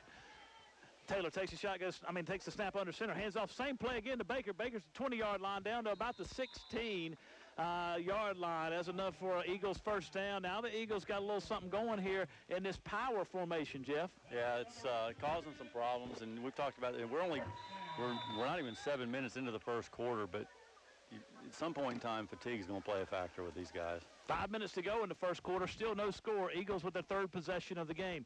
Zach Taylor takes a shotgun snap, hands it off to Baker over that right side again, and he's going to be hit in the hole, but not until they gain 5 yards. He's taken down by, looks like, number 1 over there, Dallas Waters, who this is the second time I believe he's been slow getting up, men. But, you know, if you notice, Richard Winn runs a no-huddle offense. I mean, they keep it going. Looks like number 4, Julian Williams, for the Sun Devils, is down a little bit, trying to catch his breath a little bit. Got to take a little break here. We'll take it with them. It's 0-0, 4:40 to go in the first. Eagles and Sun Devils from Richard Winn Academy. This broadcast of Chester Cyclone football is made possible by Polk Bell Bonds, serving Chester County for over 30 years. Polk Bell Bonds executes surety bonds in all state or federal courts and can provide GPS, electronic, or alcohol monitoring. Ned Polk is available anytime at 581-POLK, 482-POLK, 789-POLK, and 872-2222. Polk Bail Bonds. Tonight's Chester Cyclone football game is made possible in part by First Citizens Bank. At First Citizens, we believe that banking is all about the people we serve, and we work hard every day to make sure our customers know how we feel. First Citizens Bank with offices in Richburg and Chester. That's First Citizen Bank, forever first. All right, back here at Richard Winn Academy, rough field. During the break, Eagles took the snap. Zach Taylor bowled his way over the right side of the offensive line. Got about the inside the 5-yard line, brings up first down and goal with 4:14 to go in the first. Eagles and Sun Devils. Got an official timeout on the field. Clint, I just, you know, while we have some opportunities, we'll try to keep some listeners just in tune with what's going around. But I just saw a score. I'm guessing it's a scrimmage. I don't know if it's a scrimmage. I don't think it's a real game. But Dorman beat Clover 45-0. Ooh. Wow. Yeah, I believe that was a scrimmage. Yeah. Great Falls leading Whitmire right now. Is that an actual game? Scrimmage. Scrimmages. Yeah, tonight's all scrimmages. Yeah. All right, Taylor's under the center again. Well, Eagles got something with this power formation. Takes a shotgun, takes the snap, drives his way forward, and he just bowls his way in the end zone. Touchdown, Eagles. 4 minutes to go in the first quarter. Richard Winn takes the first score of the game, the lead 6-0 here at Rough Field in Winnsboro, South Carolina. Looks like Taylor's going to stay in the game. Going to stay in, going to try a 2-point conversion. Taylor's under center in the wing formation. Double wings, takes the snap. He bowls his way up over the right side of that offensive line again, and a 2-point conversion is good. Good run in there behind Sam Clyburn. And look at my man, number 32. He made a play in there. What's his name? That's Mr. Joey Sanchez. Joey Sanchez in the ball game. I like it. Give him some credit. He opened that hole for Zach Taylor. 8-0 Eagles. We'll take a break, and we'll be back. 3:55 to go in the first. For over 77 years, Fairfield Electric Cooperative has delivered electric energy to our consumer owners. As a Touchstone Energy Cooperative, we are part of a nationwide community of local, not-for-profit cooperatives committed to enhancing our customers' lives and livelihoods by providing reliable power, high-quality customer-focused service, and valuable products and services. We're Fairfield Electric Cooperative, your Touchstone Energy partner, proud to be a part of tonight's Cyclone football coverage on WRBK. This broadcast of Chester Cyclone football made possible in part by Founders Federal Credit Union. We're working to provide their members opportunities for financial success as only part of their commitment to Chester County. Founders makes it their mission to support this community, from arts to education to economic development. Founders, committed to bettering lives by bettering communities. Member NCUA.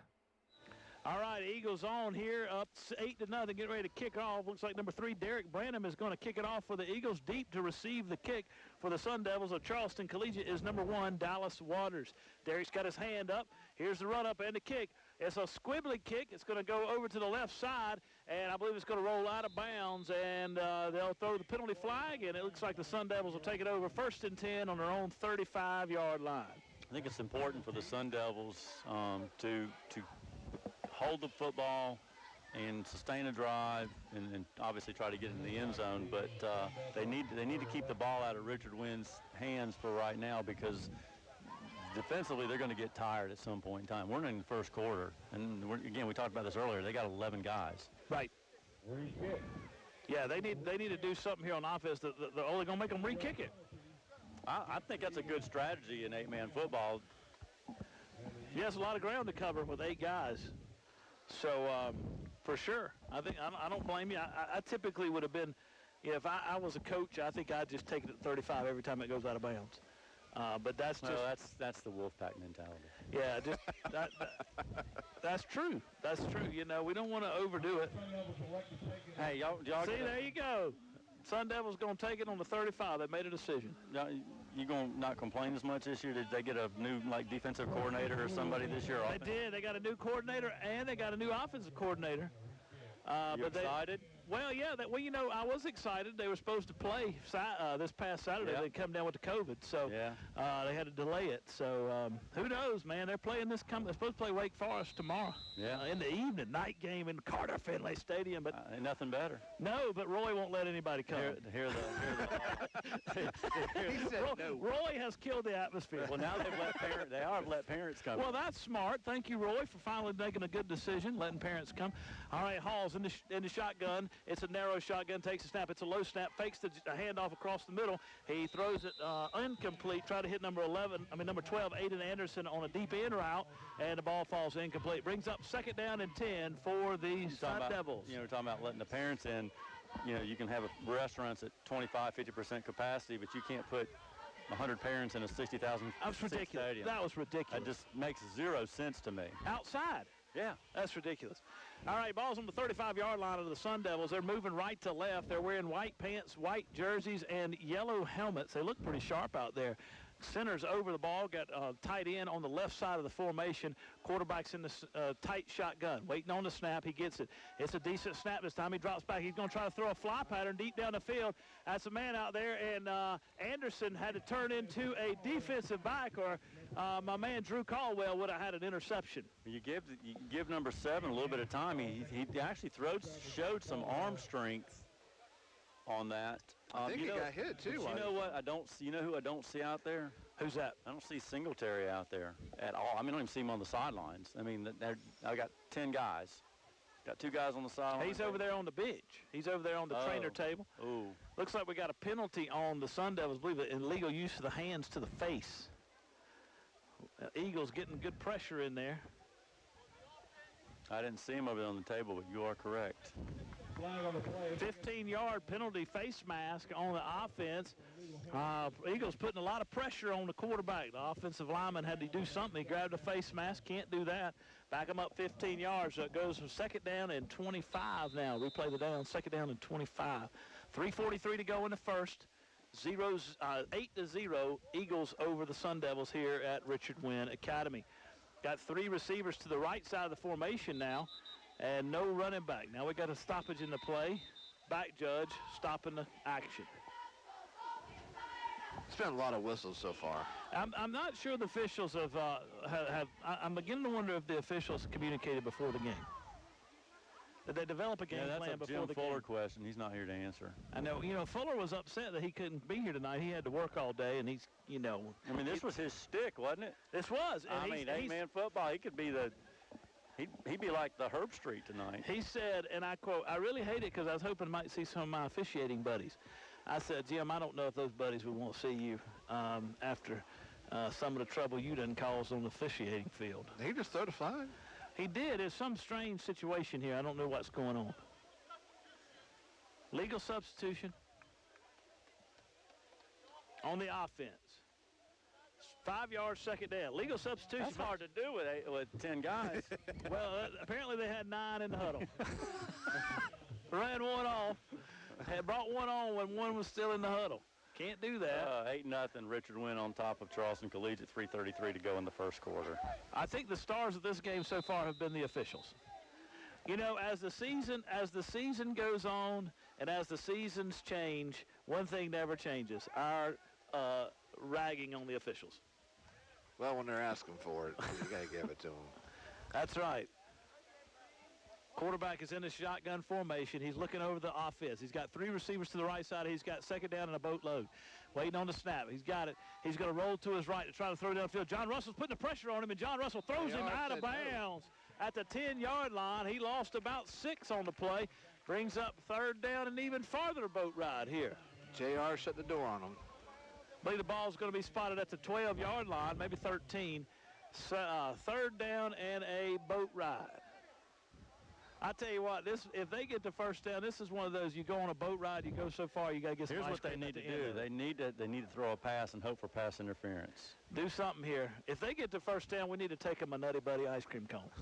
Because I'm going to tell you, that would be quite an endeavor. That's a long-distance call. Eagles putting the pressure on the quarterback. He's got the snap. He's going to look, throw down. Sam Clyburn hit him from behind as he threw it. He throws it downfield, and B. Baker's playing in the center field there and knocks it down. He tried to hit his receiver out there, number 12, Aiden Anderson, the junior receiver. Ball falls incomplete and brings up fourth down and a country mile. I'm a little surprised they didn't throw a flag on that. B-Man got away with a little bit of interference there. A long way. Yeah, you know, that's a tough. I mean, that's a jump ball. Yeah, I don't like it unless it's just obvious where you're tackling somebody in a situation like that. Let them play. Back to punt is number 1, Dallas Waters. -2 yards. Bringing a slow guy slow to get onto the field here. Another man. Now they got 8 guys on the field. The Sun Devils do. The Eagles got B. Baker back to receive it. Got a good snap this time. Oh, it's a decent punt. It's end over end punts low, angled to the left, hits at the 35-yard line. It's going to roll past the 40 down to the 43-yard line where the Eagles will put it in play. First and 10, 2:27 to go in the first. Eagles up 8-0. Tell you what, I like old Coach Brigman. He works the officials. He knows a good number of these fellows, too. I mean, you build up a relationship over the years. Yeah. Well, he's talking to him. All right, 2:27 to go in the first. Eagles up 8-0. They get it over for their 4th play of the drive here. Got a good defensive stand, and looks like we've got an opportunity for the Eagles to get some points. Another 6 points on the board before the end of the first quarter. 8-man football right now has been moving pretty quickly, but we've had a lot of stoppages of play due to a variety of reasons. Had some penalties, had some conversations between the officials, and now we're getting ready to get this game underway. The umpire having a conversation with the lineman up front. Now the Eagles are ready to put this ball in play. Zach Taylor under center, sends a man in motion. That's number 18, Joey Bannister. Joey's on the left side. He's breaking free, 30-yard line, 25-yard line. Yeah, going to get down to the 21. Bring that one back. We got a holding penalty. Good night. Got a hold out there on the edge by one of the linemen who was out front blocking on the play. Good hustle by the lineman there. While they're, and we know it's going to be a holding call. Think about this, guys. They got 11 guys. How do you practice? You can't practice. You can't practice man on man. I mean, you can't. Mm-mm. There has to be a disadvantage there. Oh, for sure. For sure. I think you're right. Holding against the Eagles. Monday, we're going to work on offense. Right. Tuesday, we're going to work on defense. Eagles still got the first down. Wednesday, special teams. Yeah. Thursday, we're in shorts. First down and 10 for the Eagles. Ball's on the 40-yard line. They're moving left to right. Gray pants, blue shirts, white helmets. In a bunch formation. Shotgun snap. Hands it off on misdirection. This is Joey over the left side. Joey's going to get 35-yard line down to about the 32 of the Sun Devils. Look, he gained about 8 on the play. Brings up second down and 2 for the Eagles. They stay in that bunch formation at the double wing backs on either side of the formation. 8 men on the field. Quarterback, 2 running backs, and 5 men on the offensive front for the Eagles. The Sun Devils trying to counter. They got 3 guys down linemen. They bring their linebackers up best they can to try to stop this power run game of the Eagles. Taylor takes a shotgun snap, hands it off from B. Baker coming from the left side. He crosses over the 30-yard line. A hole opened up by John Russell and others. He gets down to the 29 where it is Garcia, senior. One of the 2 seniors on the team on the tackle. Made a stop. Ball's on the 29-yard line. When you said Andreas Garcia Sr., I thought there was a junior. No. And I was going to say, man, that's unusual. 1:16 to go in the first. Eagles up 8-0 over the Sun Devils from Charleston Collegiate. Man in motion, that's B. Baker. It's a toss pitch over the right side. He's going to get hit in the hole, and the boy's helmet comes off, but he made a good stop. That's number 1, Waters, for the Sun Devils. His helmet came off. 59 seconds to go in the first quarter, and good stop out there by number Waters. He showed some toughness there, Jeff. Yeah, he did. He's been all over the field a little bit. Watching number 71, big kid. Just say he's a big kid. He's an 8th grader, though, based off of this roster we have. Well, the one you gave me is number 71. I'm showing he's an 11th grader. Oh, 71. What's the one that's an 8th grader, the big one? 21. 21. Okay. All right, Taylor's under center. 2 backs in the wing formation. Baker on the left side. He hands it off to the back on the right, and he comes across. He goes through the hole. He's got a hole open over there. John Russell and Sammy Bannister open that hole for him. That's number 22, Drew Spires. Spires picked up the first down. Ball's down about the 11-yard line of the Sun Devils, where it's 1st and 10 for the Eagles. 18 seconds and counting in the first quarter.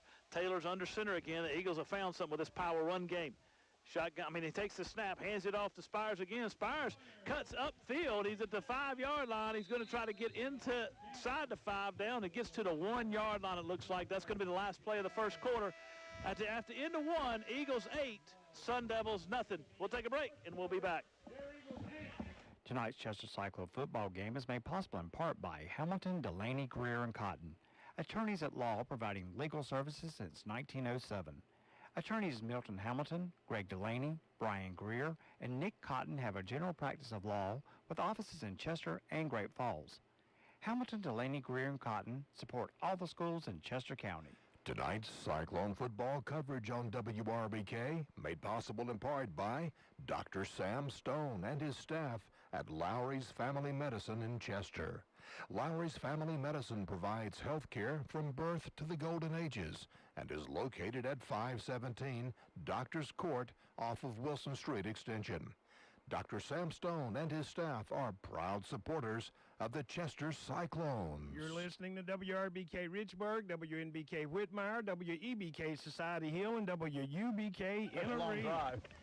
All right, we're back here at Rough Field in Winnsboro, South Carolina. Eagles up 8-0 over the Sun Devils from Charleston Collegiate at the turn of the quarter. The coach from Charleston Collegiate is over there coaching his guys up. They had their what we believe to be their best player get injured in that first quarter, and don't look like he's going to return, Jeff. No, it doesn't, and that's a shame because he arguably could be one of the best athletes on the entire field. Yes, Singletary, he got a long run, got called back from a block in the pack that would have been a touchdown. And then he got injured on a defensive play, James, and he got up holding his back and kind of limped off the field. And he's getting some ice on his back and work over there. He hasn't really moved since he's been over there either. No, and he's laying on his belly face down, so I believe he is going to be out for the night, which is a shame, Jeff said. 5th play of the drive for the Eagles. Drive started on the Sun Devils' 43-yard line. Most of this ball game has been played so far on the Sun Devils side of the field. The Eagles have been in plus territory. Ball's on the 1-yard line or maybe 2. Zach Taylor under center. He's going to pull his way forward. That's a touchdown for the Eagles. 14-0. 11:56 to go in the second quarter. And Eagles are up 14-0. Let's see what Coach Brigman decides to do. Touchdown, Eagles. On the 5th play of the drive, a 43-yard drive in 5 plays. Ended in a capped off by a 2-yard touchdown run by Zach Taylor under center. Did you see who led the way in? Who's that? Mr. Joey Sanchez. Joey Sanchez. Taylor under center again. He's going to run the same play over the right side this time, and it is good. He went in behind Sammy Bannister. 16-0. We'll take a break, and we'll be back. Sam's Equipment, 1872 J.A. Cochran Bypass in Chester can take care of all your small equipment needs. Sam's carries Hustler residential and commercial mowers, steel handheld equipment including trimmers, chainsaws, blowers, edgers, and accessories. Websites, hustlerturf.com and steelusa.com. 803-377-2122. Open Monday through Friday, 8 until 5. Sam and Troy support the Chester Cyclones. Tonight's broadcast of Chester Cyclone football is made possible in part by True Vista Communications, offering high-speed internet, cable television, telephone, wireless, and security services. More information is available on their website at truevista.net. True Vista Communications, with offices in Camden, Chester, Great Falls, Ridgeway, and Winnsboro. All right, we're back here at Rough Field in Winnsboro, South Carolina, calling the game between the Richard Winn Eagles and the Sun Devils of Charleston Collegiate. Eagles are up 16-0 here at the beginning of the second quarter. Derek Branham's teeing the ball up to kick it off.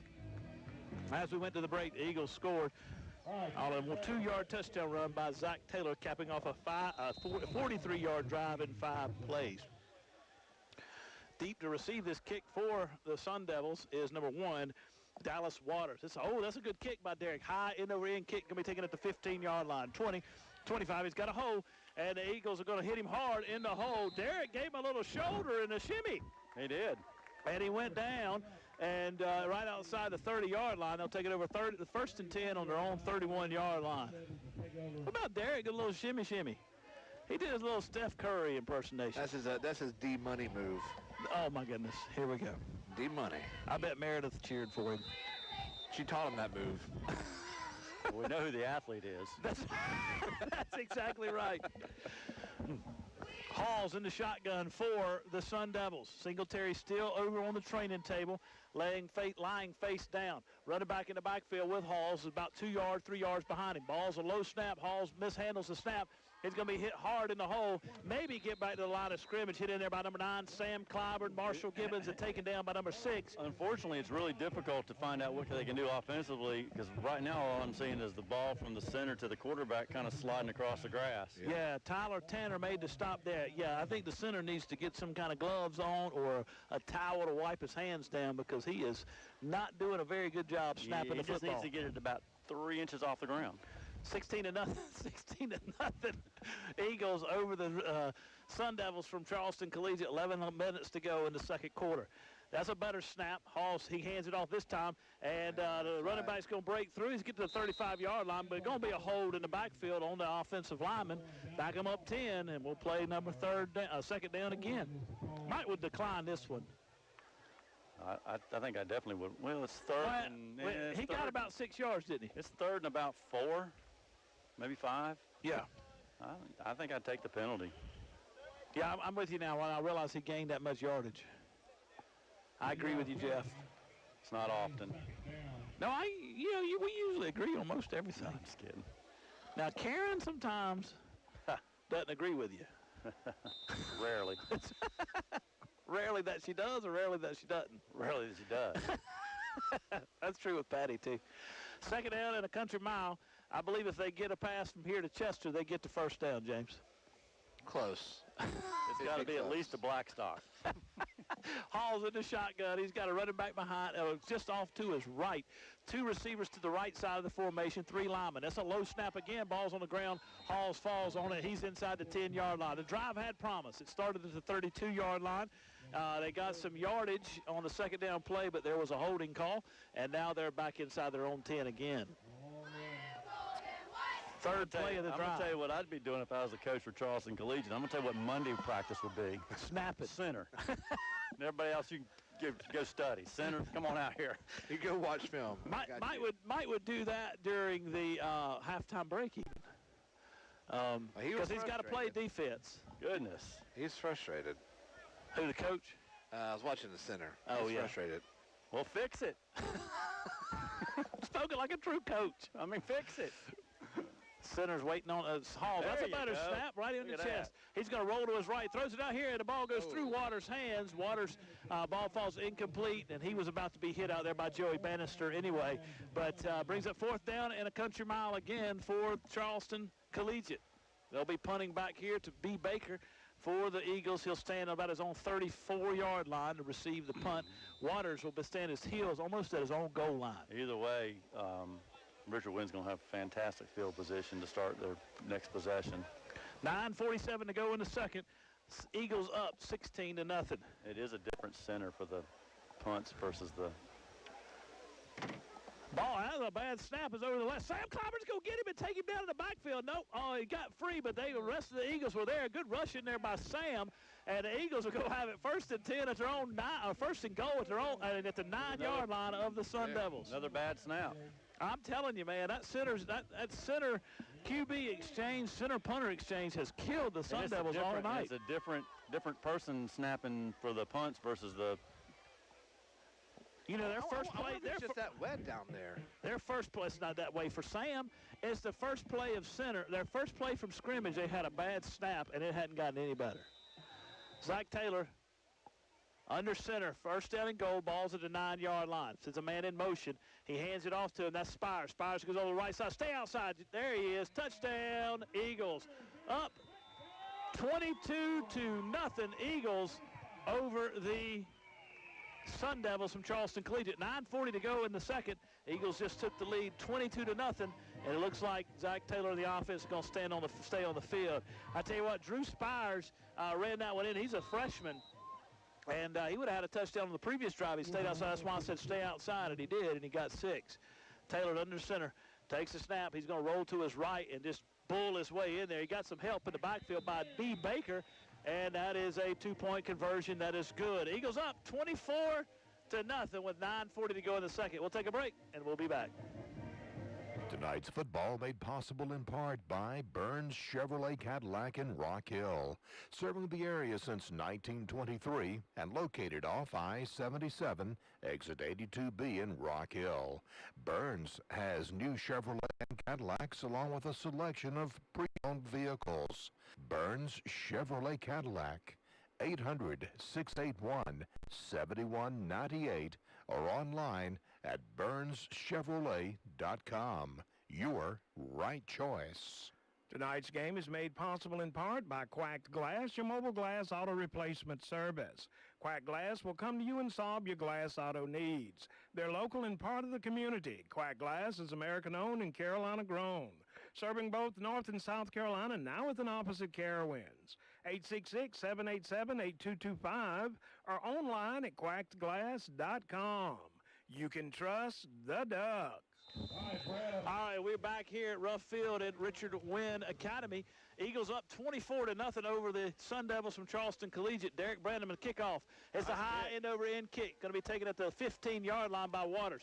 20-yard line, and he got hit back there with number 18. That was Joey Bannister on the coverage and took him down. He got to the 24-yard line, maybe 26-yard line, where the Sun Devils will put it in play 1st and 10. Great kick. Well, James, you're getting what you wanted. I told you. You wanted 24-0. You wanted a shutout, and you wanted a lot of scoring. We're halfway there. I like it. I like it. Well, I can tell you right now, James, that the center exchange doesn't get any better. The zero's not going to have a problem staying up there. Here come big Marshall Gibbons in the linebacker position. They moving old Joey over to the slot man. Now the slot's moving from the left to right. That's number 21 for Charleston Collegiate, Montrell Davis. Halls is in the shotgun formation, sends Davis in motion. He fakes the handoff, and Davis going to run the option over here, going to try to do a half-pack pass. It looks like JR said no. But the Eagles said, no, sir, that's not going to work. Tried to hit number 4, Julian Williams, Jeff. I think he was going to try to throw it, don't you? I'm just going to be honest with you, Clint. I think it was a design. I think it was a design option. He was not going to keep it one way or the other. I think it was designed. I thought it was an option pass. I don't think so. Not on that one. John Russell said, we'll take care of that anyway. Yeah. The Eagles definitely just got, they got some bigger bodies. They're also fresher. Absolutely. Obviously, that lack of depth on the Sun Devils is really hurting them. Now they only have one guy on the sideline. Yeah. They got 2 injured. But I think Waters will be able to come back. Hall's waiting on the snap. It's a low snap. Hits the ground. Now he's going to roll to his right, throw it across the middle. He hits a man. That's number 12.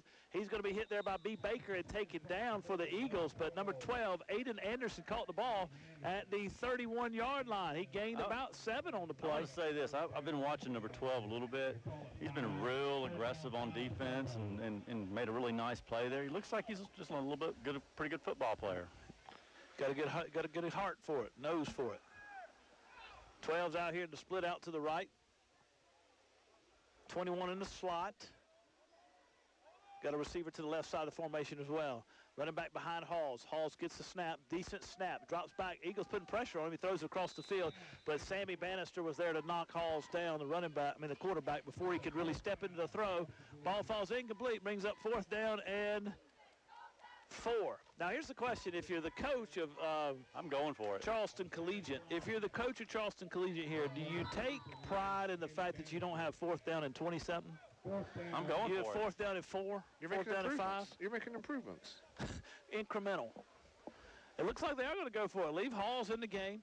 Running backs behind him. Williams waiting on the snap. 3 offensive linemen. Gets a good snap. Eagles see it coming. Throw a pass across the middle. He hits number 12. 12 breaks free. Joey Bannister's giving him pressure. 30-yard line, 25-yard line, 20, 15, 10, 5. Touchdown, number 12 Collegiate. is a football player. Number 12 is a football He just player. likes to play.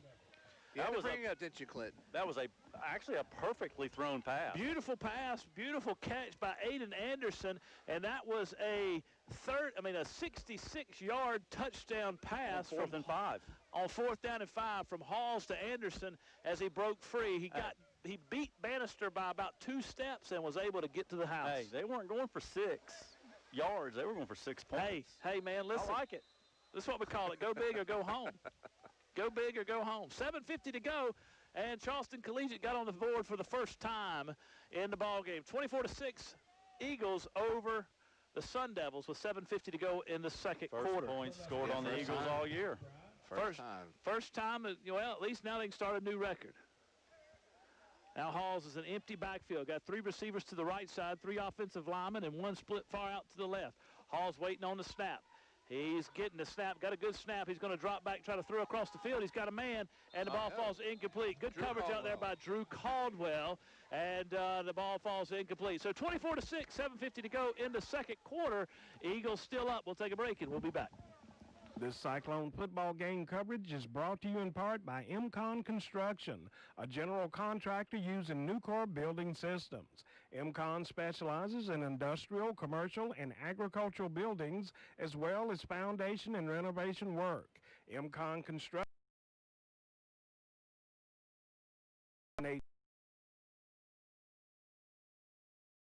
Cyclone football made possible in part by Chester County Natural Gas Authority. As Chester County Natural Gas celebrates 60 years of service to their customers, they remind you natural gas is the most efficient and effective way to heat your water, heat your home, dry your clothes, and to cook your meals. Contact Chester County Natural Gas Authority Monday to begin enjoying the comfort and affordability of clean burning and efficient natural gas. All right, back here at Richard Winn Academy, 7:50 to go in the second quarter. Eagles up 24-6 over the Sun Devils from Charleston Collegiate. Got a college score to announce in-state. The Chanticleers of Coastal Carolina playing on ESPN tonight on the turf field. All right. On the teal turf, up 14-3 over the Fighting Camels of Campbell. Camels. Bowie's Creek.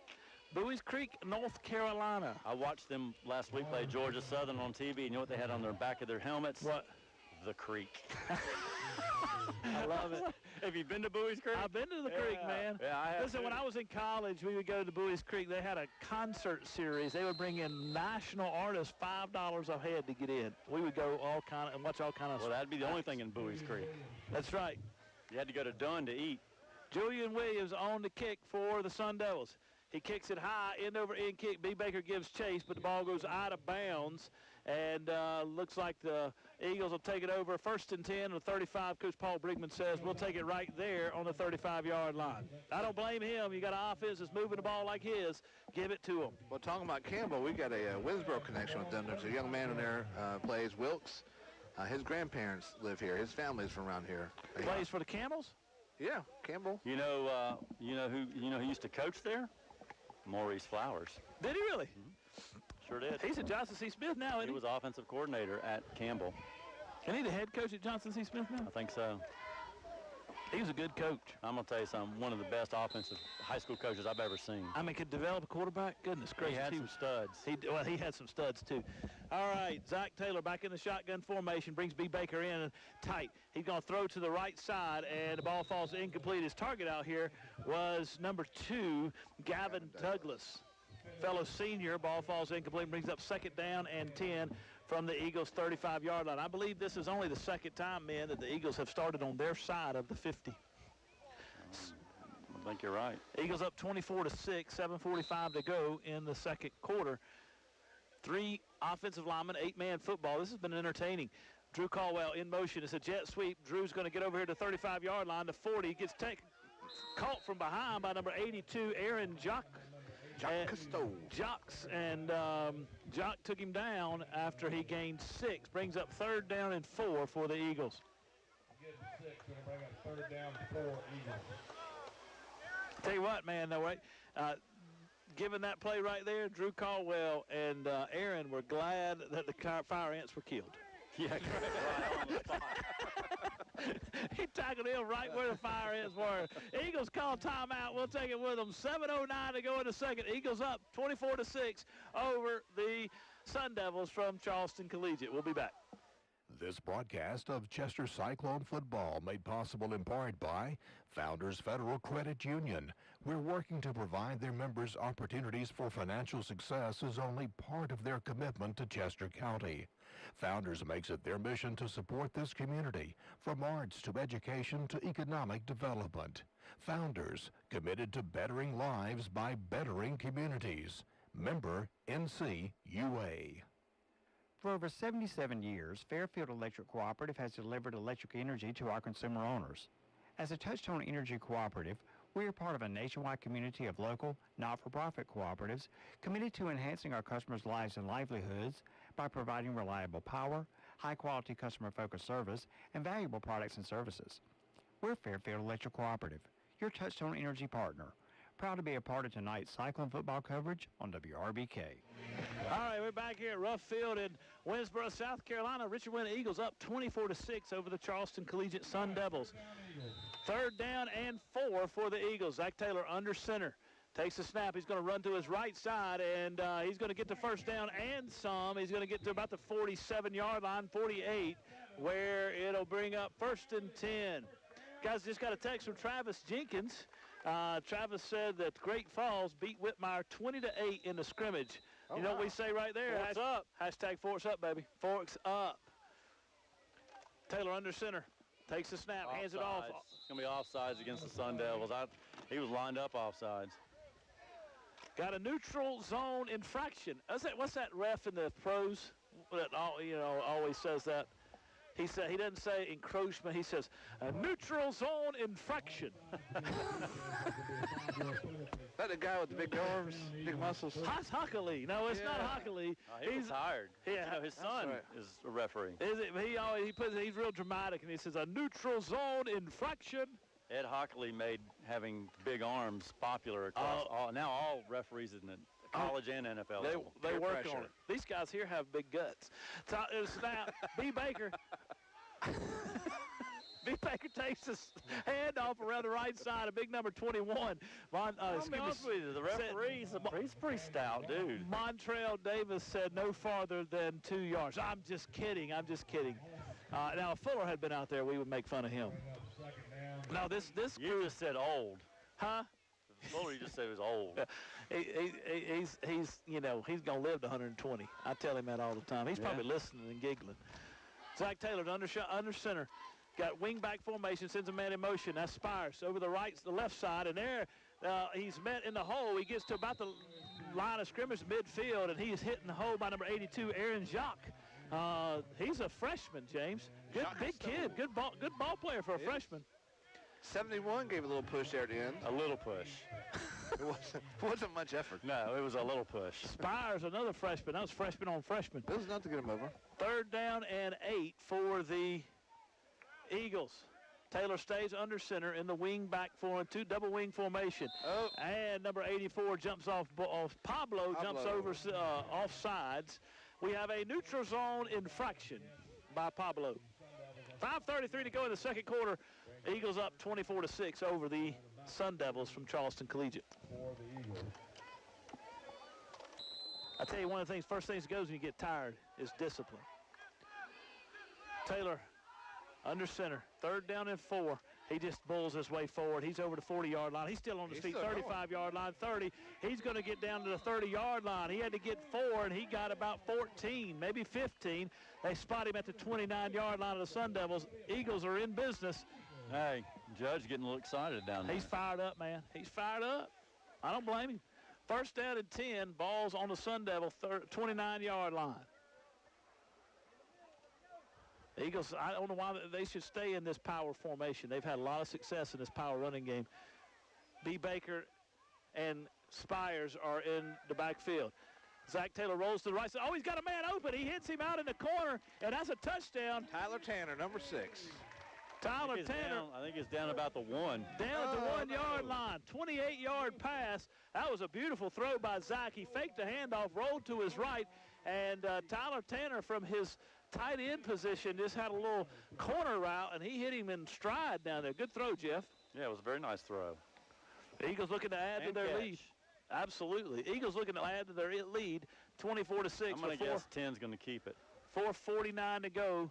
10, still quarterback Good call, Jeff. up the middle. Touchdown, Eagles. There you go. 30-6, 4:42 to go in the second quarter. I tell you what, the game started out at a really nice clip. It has slowed kind of to a crawl here in the second quarter. A lot of scoring and some more throwing, more passing here. Man, looking across the way, it looks like Singletary's got his shoulder pads off, so he's obviously done for sure for the night. Yeah, he looks like he's in bad pain. Taylor under center. He rolls to his right, quarterback keeper, and the good point is good. So the Eagles up 32-6 with 4:42 to go in the second. We'll take a break, and we'll be back. This is high school football, WRBK. Barron Funeral Home at 133 Wiley Street in Chester and Dancer Baker Funeral Home, located at 26 Underwood Avenue in Great Falls, are proud to help bring you tonight's broadcast of the Chester High School football game. They wish the Cyclones great success this season. The staff of Barron Funeral Home and Dancer Baker Funeral Home continue to serve the people of Chester County with courtesy and dignity. Tonight's broadcast of Cyclone football made possible in part by Chester County Natural Gas Authority. As Chester County Natural Gas celebrates 60 years of service to their customers, they remind you natural gas is the most efficient and effective way to heat your water, heat your home, dry your clothes, and to cook your meals. Contact Chester County Natural Gas Authority Monday to begin enjoying the comfort and affordability of clean burning and efficient natural gas. All right, back here at Ruff Field, Richard Winn Eagles taking on the Sun Devils from Charleston Collegiate. Waiting on the Cyclones to start their season next week. We are here calling this ball game on WRBK, and we appreciate you joining us. Thank you. Appreciate all our sponsors. We appreciate Richard Winn having us down. This is good fun. Yeah. 8-man football's been good fun. Eagles up 32-6 as we get this game underway here with 4:42 to go in the second quarter. Derek Branham has the ball teed up. It's a high end-over-end kick. Going to be taken by Dallas Waters at his own 15-yard line, 20-yard line, 25. He's trying to break free. He's up in the middle. He's still wrestling forward. Return. He got to about the 37-yard line where the Sun Devils will put it in play, 1st and 10. He had one tackle to break, and he might have scooted in. 1st and 10, balls on their own 37-yard line. Sun Devils have better field position than now. You said it earlier tonight, Clint, but kickoff returns are kind of exciting at 8-man football. They are, yeah, they are. They are. Of course, every season we have a couple of them that get out of hand.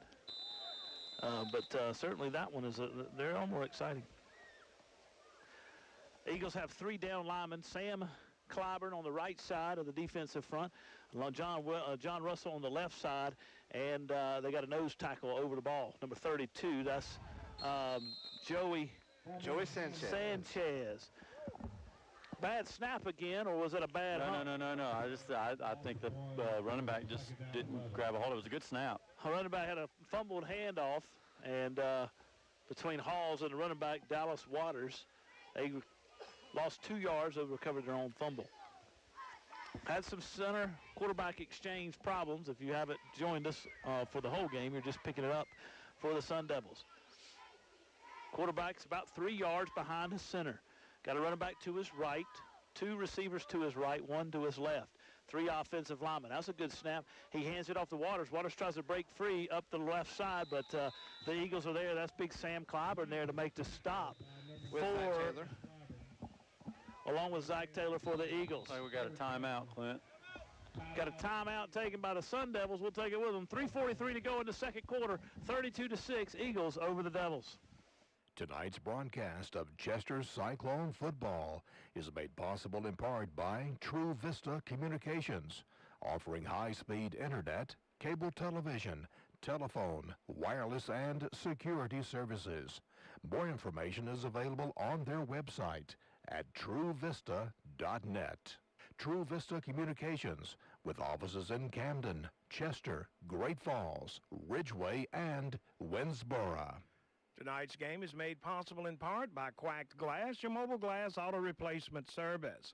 Quacked Glass will come to you and solve your glass auto needs. They're local and part of the community. Quacked Glass is American-owned and Carolina-grown, serving both North and South Carolina, now with an opposite Carowinds. 866-787-8225 or online at quackedglass.com. You can trust the duck. Hey, man, you can trust the duck there, Billy Boy, to fix your Quacked Glass. You gonna do it? I heard that. I like that. That's a cool technology. Hall's waiting on the shotgun. He's got the snap. He's going to roll to his right, throw it out here. It's a little high for his running back, Waters. Waters had some space. Drew Caldwell was ready to come make a hit, though, but ball fell incomplete. Brings up 4th down and long for the Sun Devils. 3:39 to go in the second. Richard Winn up 32-6. John Russell with the reflection for the Eagles. Tell you what, I didn't know what to expect when we came to call 8-man football, but you really don't notice the difference. I was thinking the same thing earlier. You really don't. You don't notice the difference. Than 11-man. Good football. These kids are playing hard.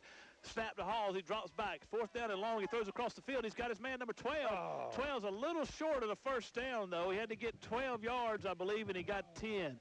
So the Eagles are going to take it over 1st and 10. Ball's on the Sun Devils' 45-yard line. I'm going to tell you what he got. Now, he didn't get the first down on the catch, but he got a bad spot. Yeah, he did miss. He did lose about a yard on the spot. This guy over here is trying to get the spot, and he was on the 40-yard line. He couldn't tell. Oh my gosh, that was really bad spot. Yeah, he about a yard short, of his where he got. He had to get to the 40. He had to get to the 47. I think he caught the ball, was talking about the 46. Ball spotted at the 45. I figured he was a yard short. Ball spotted at the 45-yard line. Richard Winn stays in that bunch power formation. I don't blame him. Coach Brigman's seen something. He wants to stick with it. Zach Taylor under center takes the snap. He's going to roll to his right, fake the handoff, throw a screen back. John Russell. Marshall Gibbons out in the way, and he's got to run down the field. But I tell you what, we had a holding from one of the offensive linemen. I'm not going to call his name because I like him too much. But he didn't need to hold, but he held. And so we're going to bring it back with another touchdown. Good call. That was a beautiful play and well-executed play by the offensive front until he got out there to that holding penalty. I saw it. 3:17 to go in the second. Richard Winn up 32-6. Just had a touchdown taken off the board.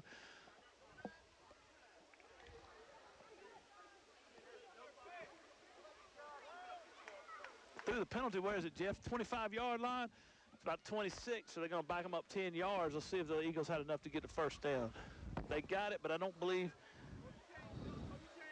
Oh, call it James. No, they're not moving the chains. I don't know. No, they don't move the chains, just first down. First down and 4. All right, Eagles get the first down on the play, but there's a hole. I thought that they didn't move the chains, Jeff. I thought they left the chains where they were unless you, even because I thought the penalty yardage brought you back because it was during the play. It's kind of what I thought too, Clint. But apparently I'm wrong. Yeah, well, that's happened twice. Happened once for the Sun Devils and once for the Eagles. There's a timeout on the field. We'll take it with them. 3:17 to go in the second. Eagles up 32-6. Sam's Equipment, 1872 J.A. Cochran Bypass in Chester can take care of all your small equipment needs. Sam's carries Hustler residential and commercial mowers, steel handheld equipment including trimmers, chainsaws, blowers, edgers, and accessories. Websites, hustlerturf.com and steelusa.com. 803-377-2122. Open Monday through Friday, 8 until 5. Sam and Troy support the Chester Cyclones. Tonight's Chester Cyclone football game is made possible in part by First Citizens Bank. At First Citizens, we believe that banking is all about the people we serve, and we work hard every day to make sure our customers know how we feel. First Citizens Bank with offices in Richburg and Chester. That's First Citizen Bank, forever first. All right, forever first. Appreciate Tony Pope and the folks at First Citizen sponsoring the broadcast. I talked to Tony coming up the press box. First down and 2 for the Eagles. Taylor to under center again. Ball's on the ground for the Eagles. Taylor dives on it, though, and it's going to bring up second down and 4. Lost 2 on the play. Yeah, I don't think that was a bad. I think he just mishandled the ball. Yeah, he just mishandled the snap. Good snap. I mean, let's be honest. The ground's wet. I'm sure the ball's wet. Had a new center in for that play, number 17, Austin Lancaster. So maybe there was something there, Jeff, because he didn't maybe didn't get it where he wanted it, where he's been getting it. Sam's back in the game now. Sam took a little breather. Taylor under center, second down and 4. This time he's going to run to his right, just bull his way forward, and he's still driving his legs. He's throwing people off of him. Oh, my word, he's just throwing people around. He's breaking free the 15-yard line, down almost to the 12. What a run by Zach Taylor. He threw 3 guys off him, literally threw them off of him. I mean, he was beasting it up. He went beast mode right there, boys. That looked like something you play on Madden. You create your own player. Let me tell you something. That was Bo Jackson on Tecmo Bowl. Yeah. And I had one. I did too. The original Tecmo Bowl. Taylor under center. First down and 10 for the Eagles. Moving right to left. And Taylor's going to just bowl his way over in a scrum to the left side of the offensive line. They're going to blow the whistle. And he's going to get down to about the 7-yard line, maybe 8. When you see him run now, you're going to be expecting to see people flying up in the air. I know, right, man? Bo Jackson was the beast on Tecmo Bowl. You could not stop him. 2 minutes to go in the second quarter. Eagles up 32-6, looking to add to it right before the halftime break. Zach Taylor's going to stay in that tight wing formation up under center. Sam Clyburn has had a good game as the center. Waiting on the snap. Zach hands it off to his running back, B. Baker, to the right side. B's got a foot race to the corner, and he got a touchdown just inside the pylon. Touchdown, Eagles. 40-6 with 1:47 to go in the second quarter. 38-6, Clint. Oh, 38, excuse me. We'll assume they're going to have 40. No, I just had a misaddition moment. That's that Gastonia math. That's right, in NC State. 1:47 to go in the second quarter. Eagles just took the lead 38-6 over the folks from Charleston Collegiate. This has been a dominating performance by the Eagles so far. Zach Taylor's in the under center for a 2-point conversion. He fakes the handoff to B. Baker and then hands it off the inside. Misdirection. A little misdirection to Spires, who carries it in. 40-6 Eagles over the Sun Devils. We'll take a break. We'll be back. Tonight's Cyclone football coverage on WRBK made possible in part by Dr. Sam Stone and his staff at Lowry's Family Medicine in Chester. Lowry's Family Medicine provides health care from birth to the golden ages and is located at 517 Doctors Court off of Wilson Street Extension. Dr. Sam Stone and his staff are proud supporters of the Chester Cyclones. Tonight's game's made possible in part by Joe's Towing and Wrecker Service. Joe's Towing and Wrecker Service is located 2581 Lancaster Road in Chester. They offer local and long-distance towing, heavy-duty towing, and service 24 hours a day, 7 days a week. Joe's also does big truck repair along with truck and tractor tire service. More information is available at 581-5720 or 385-8610. That's Joe's Towing and Wrecker Service. Tonight. All right, we're back here at Rough Field. Eagles of Richard Winn Academy are up 40-6. Jeff talked about it earlier. Got a good crowd. Got some cars backed up in the end zone there. People in their lounge chairs taking it in. Good night for a football game. Kind of cool. Derek Brandon run-up kicks, high and over-end kick. Ball's going to be taken by Waters at the 12-yard line, 15-yard line, 20, 25. He's trying. Oh! And he got hit hard by number 18, Joey Bannister, and a flag is on the field. Please tell me that the guy trying to block Joey didn't get called for a penalty for holding Joey after Joey did that to his guy. Because it looked like it was a hold. And I believe it was the same guy that was blocking the back. He tried to block Joey from the back, and it didn't work.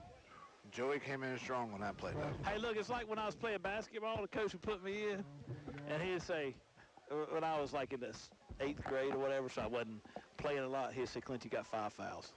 And when you use it, make sure he don't score.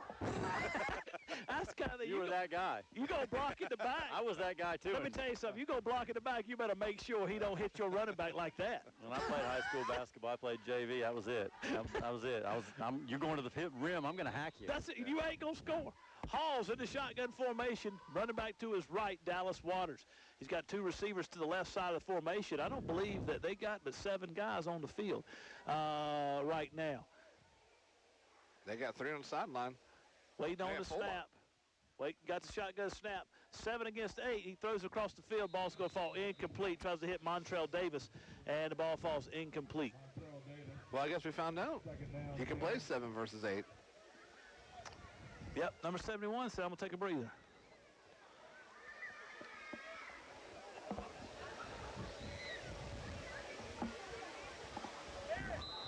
All right, they brought him back on the field now. Now they got their 8-man back on the field. Center, 2 offensive linemen, tight end, 2 receivers to the left side of the formation, a running back in the backfield. Their 2 best players. One's sitting over there on the guy that caught the touchdown pass, number 12, and then Singletary's over there. Hall's in the shotgun formation, sends a man in motion. Gets the snap, fakes the handoff up front. John Russell's giving chase. Halls is trying to break free, does now. Marshall's chasing him down, and Marshall throws him out of bounds around inside the 15-yard line. And it's going to be down to about the 1, bring up 3rd down and long for the Sun Devils. John Russell flushed him out of the pocket. Marshall Gibbons finished him off. 3rd down and 12. 3rd down, 12. Charleston Collegiate looking at their wristbands. Coach is sending their play in. They're switching guys up from right to left side of the formation. Halls is checking with Waters. Empty backfield set. Got 3 receivers split out to the left, 1 to the right. Going to try to spread the Richard Winn Eagles defense out. Halls in the shotgun formation, looks over the defense. The Eagles look like they're going to try to bring a little pressure up front. Zach Taylor in a free safety position, got a low snap. He's looking down the field. He's going to try to throw it. He's going to heave it down the field. Ball's up in the air, and it's a jump ball. Ball falls incomplete. Marshall out there on the coverage along with number 11, B. Baker. And that brings up 4th down and 12 for the They're going to get Sun Devils. Great field position again. Yes. So they may be that 40-point deficit may be. That's correct. That's correct. If it's a 40-point deficit, we understand in SCISA 8-man rules, there is a running clock from that point on, right? Or is it just the second half, James? Second half. So if there's a 40-point deficit at any time in the second half, it's a running clock. And the opposing coach agrees to that. They also have the option to go to an 8-minute quarter. Well, if I was the coach for Charleston Collegiate and I'd ask for both. I'd have to drive 3 hours or so home. I think I'd ask for both. And my best player's hurt. I'm with you. And maybe my 2 best players. Halls is in the shotgun formation. 3 receivers to the left side of the formation. Ball's on the left hash. Takes a shotgun snap. Eagles give them pressure. Ball falls incomplete. Good throw out there to Waters. He just dropped it.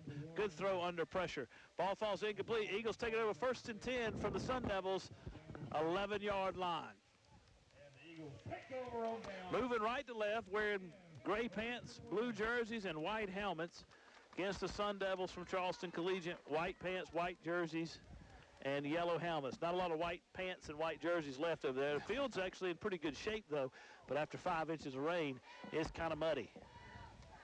It does look good. But the field does look good, but the field's in good shape. I think you got to give the grounds crew some credit, Jeff. Oh, yeah, it looks great. Cal Caldwell, Bruce Baker out here working on it. New quarterback. Drew Caldwell in the shotgun formation. He's going to throw over to his right side. That's number 2, Gavin Douglas. Touchdown, Eagles. So it's 46-6, 1:09 to go in the second quarter. New quarterback, no problem. Yep. No. Drew came in and threw a strike over there to Gavin. He got the touchdown. Looks like the Eagles going to go for 2 here. Coaches call their plays in.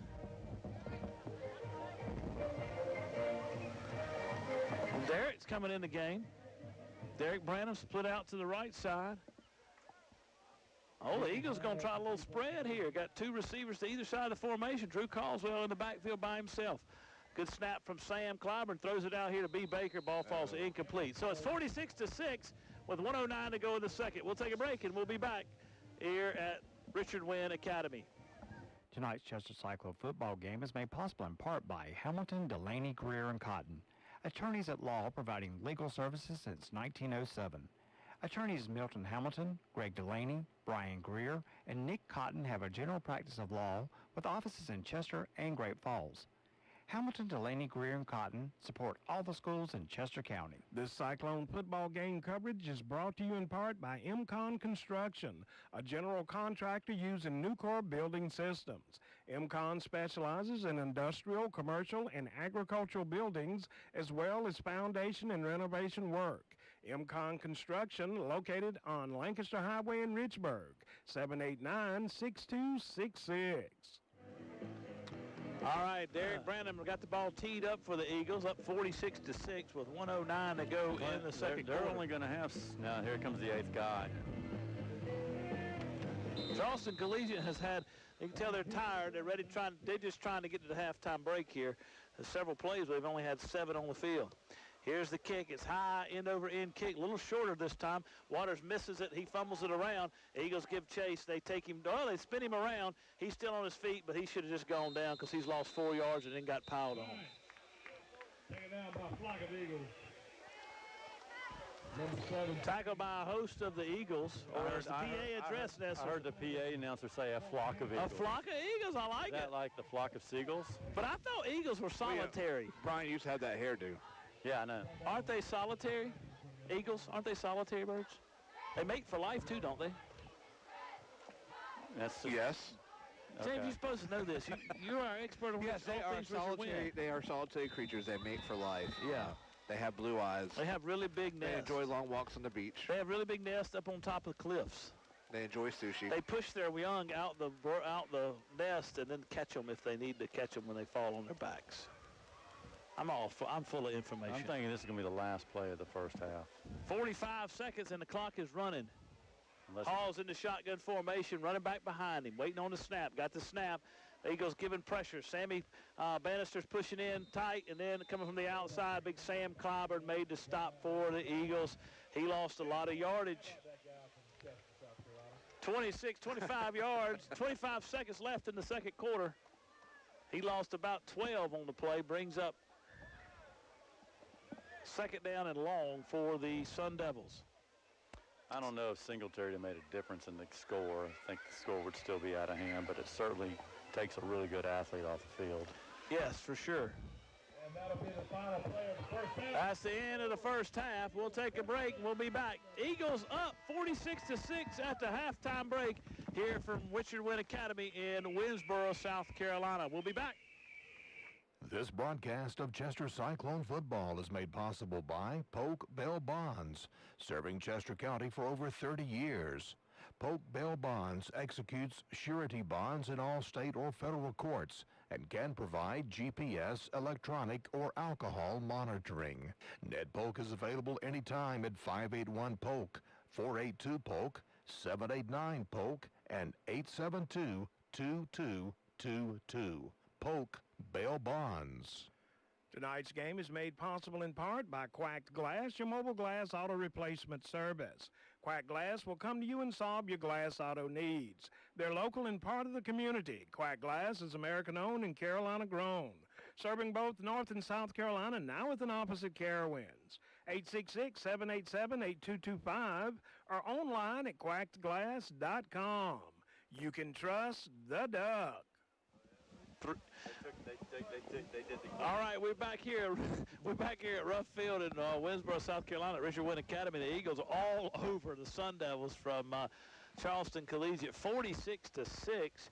We expected this to be a big-time game for the Eagles. We expected them to put some points on the board, but I really didn't expect this kind of domination. But quite frankly, the Sun Devils have not had a chance since they came onto the field, Jeff. Between really bad center quarterback exchange, really just bad center exchange. Really not the quarterback. I mean, it's hard to get, pick it up off the ground.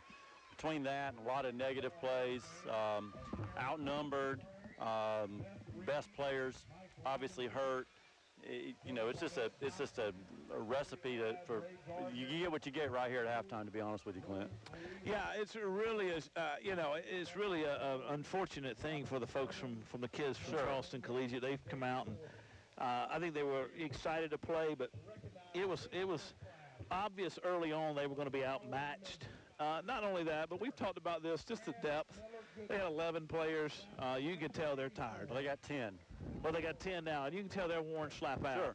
And the Eagles obviously have a lot more. I think they have about 20-some, 24, 25, probably have as many, if not more, than Great Falls has.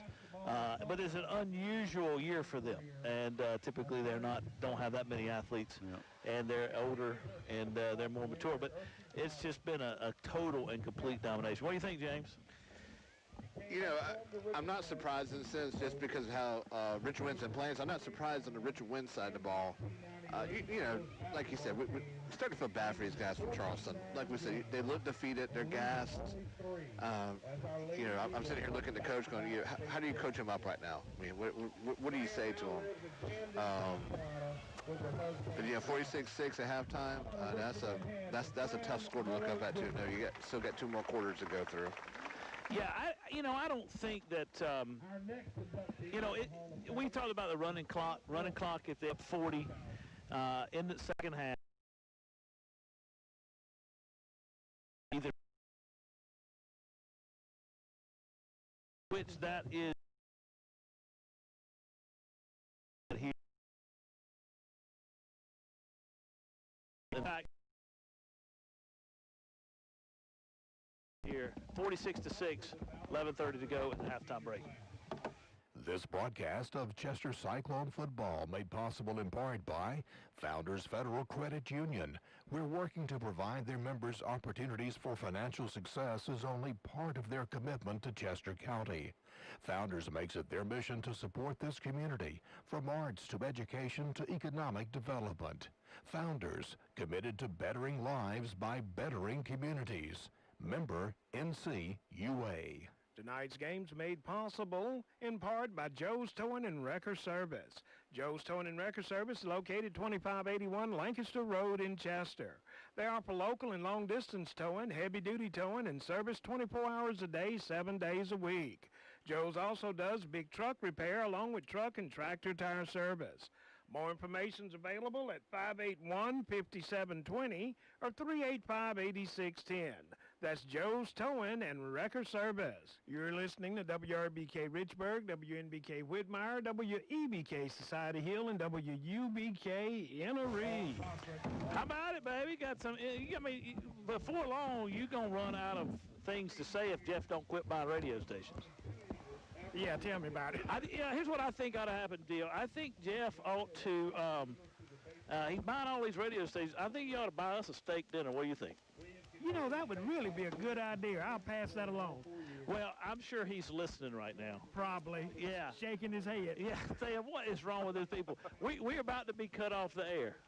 Yeah, he's going to call you right now and say, Bill, take him off the air. No, he wants that sponsorship, won't he? Yeah.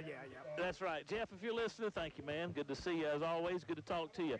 That's Jeff Sigmund, the owner of the radio station. We're here at Rough Field in Winsboro, South Carolina. Eagles all over the Sun Devils. Just got a text from a guy who said, I've enjoyed the call so far, but it doesn't look like that there's a whole lot that the Sun Devils can do to Richard Winn. And I said, no, I believe this game is well in hand. And also, it's just not really a contest at this point. And that's not any indication or any slight at Charleston Collegiate. Those guys just don't have the skill set. Richard Winn is a much more skilled team and a deeper team, and those guys from Charleston Collegiate playing hard. They just don't have the skill set they need to compete. James. Let me get my microphone in place. Correct. Well, listen, if you're going to be on the radio, you got to always be ready. You never know when anybody wants to hear me chew on my sour Skittles. Well, you never know when I'm going to toss it to you. You got to be ready. You got to be ready. Jeff, what do you think, man? Well, it's been interesting. This is my first go at watching 8-man football, and we talked about this earlier. After watching it, you don't count the players on the field and think, man, there's only 8 guys each side. You really don't. It's just really football. But again, we've talked about this. They're outmanned. They've got to be tired because every kid's played pretty much every down, both sides. Richard Winn, I imagine the second half is going to probably play some of their younger guys. I don't know if that's kind of how they'll roll, but I expect a running clock. And if I'm the Charleston coach, at the end of the day, I'm trying to get out of here healthy. Right. Hand the ball off. Let's just go. Yeah, sometimes you just live to play another day. Play football, but let's work on 2 or 3 of our plays that we can try to really craft and get better at, and go into next. Now you're starting to go into next week. Because here, think about this. I talked about this earlier. They don't get to practice. Right. So let's use the second half as a practice. Right. That's correct. Live play, and let's work on some things. No, I think you're exactly right. I think at this point you start saying, all right, what do we need to do to make ourselves better? We're playing obviously a higher level team, a team that's got more skill than us, more size than us, everything. What can we do to try to make ourselves better as we get ready for the season to press on? Because obviously you're not going to go to your guys like, hey guys, we can come back and win this game. I don't think that that's possible. But I think they could come out and say, what, like you said, what are the incremental things you can do better? And I would imagine that's when coaching, Jeff, you're a coach. Let's take a break, and I'll come back and ask you that question. Let's take a break, and we'll be back. This Cyclone football game coverage is brought to you in part by MCON Construction, a general contractor using Nucor Building Systems. MCON specializes in industrial, commercial, and agricultural buildings, as well as foundation and renovation work. MCON Construction, located on Lancaster Highway in Richburg, 789-6266. Tonight's Cyclone football coverage on WRBK made possible in part by Dr. Sam Stone and his staff at Lowry's Family Medicine in Chester.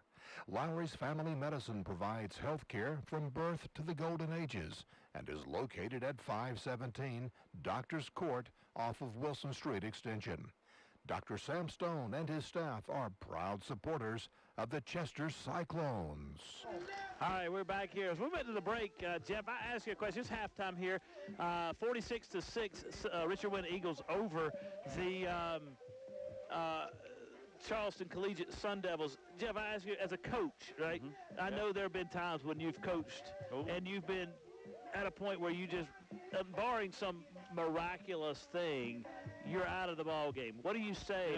How do you approach your team at that point? As a coach, whatever sport it is, but obviously baseball, you can go out there and watch warm-ups, and you can watch this, and then you see the guys out there, and you can kind of tell the talent level's different, right? But as a coach, you have to, you want to express to the kids, hey, we got to go out there and fight and play hard. I always tell kids all the time, you find out, and you've heard this before, you find out more about yourself when you lose than when you win. Right. And it's about character. It's about going and playing hard and continue to play the game the right way. And as a coach over there, it's hard. I mean, I've coached some baseball games. I've been down 12 runs in the second inning. Right. I got 7 more innings to go. Right. Right. And I don't have any pitching. Right. So you got to stay positive. You're the leader. Right. You understand that you're the leader of the team, and they're looking up to you. They're looking for some positive reinforcement. You're looking for something good, something just good to happen, something positive to say. When you get on that bus, you can say, you know what? Hey, we did this well tonight. Right. Yeah, we had a bad first half, but in the second half, we did a few things right. Right. And I think that's what the coach has to do here, because it's tough. I mean, they're not going to come back and win this game. No. And I guess in some ways you'd have to get to the point where you're, not only are you positive, but you got to try to keep, because obviously in a situation like this, there's going to be, I would imagine, there's going to be a temptation. I don't know what the dynamics of the team is. A temptation for players to get frustrated with each other and you got to keep all that under wraps too. So kids are smart. Mm-hmm. They see coaches, and if you see a coach over there, his head's hanging down, he's shaking his head, what do you think those kids are going to do? That's right. They're in the same boat, right? Yeah. So you got to stay positive, man, right. and it's tough. I mean, coaching's, when you're in this situation, it's tough. Now, on the other side, you've got Richard Winn coach. He's got young guys that want to play. You got to hold them to the same standards you're holding these other guys. That's correct, yeah. Because you're building for you got 12, you got how many seniors coming off the team this year? 12, yeah. So you got 12 guys coming off. You want to keep those same standards. So now you let these other guys play. Hey, you got to hold them to the same standard. You got to keep the gas pedal, pressed to the floor. Right. So, you know, it's just as much of a challenge for the coach at Richard Winn as it is for the coach at Charleston Collegiate. Well, that's right, because when you come out with Richard Winn, like obviously you don't want to be running up the score, but at the same time you want to put your young guys in there and say, let's get after it, because you got to build for the future, and you might need them to step in later on with an injury. Who knows? And it's not about running the score up. You know, people, I get frustrated at that sometimes. People say, why they run? They're up 50 at halftime. Why they keep scoring? Well, you can't ask a kid who comes out here and practices. We talk about this every week. We've been in some games, you know, with the Cyclones, and you can't ask kids that come out here and practice hard every day, and they get their 10 minutes of time in the fourth quarter to not try to score. Right. Score. If you can score, score. Because at the end of the day, it's up to them to stop them. That's right. No, I think that's great. Let's take a break, and we'll be back. I think that's great wisdom, Jeff. Thank you for that. And we'll take a break. So Eagles over the Sun Devils, 46-6 at the halftime break. Barron Funeral Home at 133 Wiley Street in Chester and Dancer Baker Funeral Home, located at 26 Underwood Avenue in Great Falls, are proud to help bring you tonight's broadcast of the Chester High School football game. They wish the Cyclones great success this season. The staff of Barron Funeral Home and Dancer Baker Funeral Home continue to serve the people of Chester County with courtesy and dignity. Sam's Equipment, 1872 J.A. Cochran Bypass in Chester, can take care of all your small equipment needs. Sam's carries Hustler residential and commercial mowers, steel handheld equipment including trimmers, chainsaws, blowers, edgers, and accessories. Websites, hustlerturf.com and steelusa.com. 803-377-2122. Open Monday through Friday, 8 until 5. Sam and Troy support the Chester Cyclones. Tonight's football made possible in part by Burns Chevrolet Cadillac in Rock Hill, serving the area since 1923 and located off I-77, exit 82B in Rock Hill. Burns has new Chevrolet and Cadillacs along with a selection of pre-owned vehicles. Burns Chevrolet Cadillac, 800-681-7198 or online at BurnsChevrolet.com. Your right choice. All right, we're back here at Ruff Field in Winnsboro, South Carolina. Eagles have come out of the locker room and are stretching on the field. It looks like the guys from Charleston Collegiate are getting ready to go as well. We got a minute left on the clock or so before we kick the second half. 46-6, Richard Winn Eagles over the Sun Devils from Charleston Collegiate. And they're playing the Cupid slide here. Kind of expected somebody on the top of the press box to get jamming a little bit, but nobody did. James, that's what you're here for. You were jamming. What are you talking about? You were feeling it. I was feeling it, but I couldn't get up and do it. He might have some rhythm, but let me tell you what he doesn't do. He can't sing. No, I don't sing at all, brother. I wish I could sing, man. I wish I could, too. I'd be dangerous. Oh, dude. I sing all the time. Let me tell you something. I can't carry a tune in a bucket. I can't either, and that's something I want to do. I want to play an instrument, sing so bad I can't stand it. I want to play bass guitar for Van Halen. I love to entertain people. Would That's you why play I like Jack this. Daniels bass? Is that what you want to play? I just, whatever. Whatever bass guitar they give you? That's awesome. Well, yeah. That's not going to happen. You can do it, Clint. Well, Bill, thank you. You can do it. You just got to practice. Bill, no. Bill, I have enough practice. Bill, I have sung on the radio before. Why don't you sing us a song now, dude? No, No. Do a little George Strait for us. Now's not the time to practice. I gotta be in the mood. There was one Cyclone game where I did sing, and I don't remember what it was. I started singing. Maybe there have been some instances during Sunday service where you've left your mic on. No, that's not me. That's the people running it back there. One being in your family, Mr. Bobby Bass, who thinks it's funny to leave my mic on. And the poor people on the radio and live stream don't think it's funny. I always turn my mic off when we start singing. Bobby, and I step away from the pulpit. Bobby will kind of just chuckle at me when he does it. But, yeah, it's good. It's good to be here. The Eagles from Richard Winn up 46-6. We haven't got any word yet, but we understand in SCISA rules, if a team's up 40 in the second half, there is an option to do a running clock. Coach Paul Brigman's out talking to the officials now. I don't know if he's talking about that or not. He's the head coach of the Richard Winn Eagles. Richard Winn's got them a football team, James. They do. And this is this is the year for them to have it like we talked about before, where we got 10, 12 seniors on here. This is the year for us to make a run for it, because after this year, we lose that experience. We'll still be a good team after this year, but you lose this many seniors, this is the time to go for it. Well, they got not only have experience, they got size as well. Yeah. And so that I think is playing into their hands. They ought to be able to make a good run into the playoffs this year, and hopefully they will. We certainly will support them, even from a distance perhaps. But we're glad to be able to be here tonight to watch 8-man football. This is a good football facility. It's a good football game, and the Eagles are all over the folks from Charleston Collegiate. I think those guys are just probably trying to get to the bus ride home. But I'll tell you, that back to that point, if team's up 40 in the second half, we understand it could be a running clock and or 8-minute quarters. So we're waiting to see kind of what happens. While we wait, do you mind if tonight's a special night, Richard Winn? We had our Hall of Fame inductees. Go for it. Okay. Just you want to give these folks credit and time for this, but this year's inductees are Fran Miller Goodwin, class of 1984, Philip Wilkins, class of 2000, and Philip actually passed away a couple years ago, and that's posthumously. So it's sad. I'm glad to see he's being honored tonight. William Ladd, whose family is still involved in school. His sister is a volleyball coach, Yankee. All of them being awarded tonight. We'll have a ceremony or a banquet for them later on. But wonderful athletes, wonderful, good athletes. Part of the Richard Winn family. I remember the Wilkins kid, the baseball player. As a matter of fact, I coached William Ladd. Did you? He played Legion in Chester for us one year. Both of them before my time, but what I hear, but excellent ball players, both of them. All right, we're getting ready to kick this second half underway. Let's take a quick break, Bill, just a 1-minute break, and we'll get ready to kick this game off. Tonight's football made possible in part by Burns Chevrolet Cadillac in Rock Hill, serving the area since 1923 and located off I-77, exit 82B in Rock Hill. Burns has new Chevrolet and Cadillacs along with a selection of pre-owned vehicles.